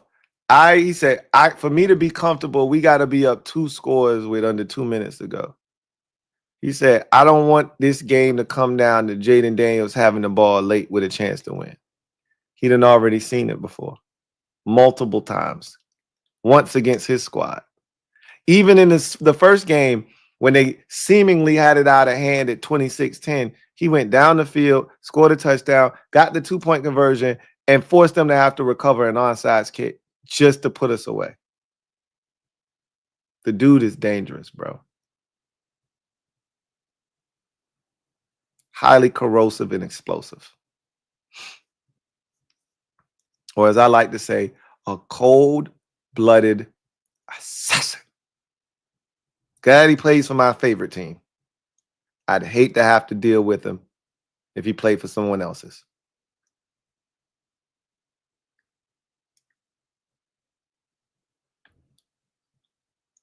Mario Delsic, thank you for the super chat. Greatly appreciate you. Who writes, Lou, I know we're here because of JD, but we got to give credit to the rest of the team because, and I'm aware of that. And I've given credit to the rest of the team. But while giving credit to the rest of the team, we got to make sure that it is abundantly clear that there's levels to this shit and there's a pecking order. 5 is at the top of the pecking order. If we listing the reasons why we here, it's a long list of reasons, but it's one that's at the top. Or as DQ would say, it's one at the top of the pile. And that's 5. That's all. To them as well, that's all. HTTR, oh, Philly is going to get it. Yeah. That's the goal. It's to put those boys out of their misery in their own home. They came to Washington with shirts and hats, Clinton and Division. And we told them, pack your shirts and your hats up and carry your ass back up I-95. They have shirts and hats ready again. This time, so do we. Somebody's wearing shirts and hats and someone else is packing those up and shipping them to a foreign third world country. We're going to make them pack them shits up again. JD Sports Talk. Thank you for the super chat. Greatly appreciate you. JD Sports Talk writes, you see what Joe said about Hurts? Thoughts? Yeah, he didn't say anything about Jalen Hurts. If you being honest, the way he described him would be more disrespectful but he didn't say anything wrong.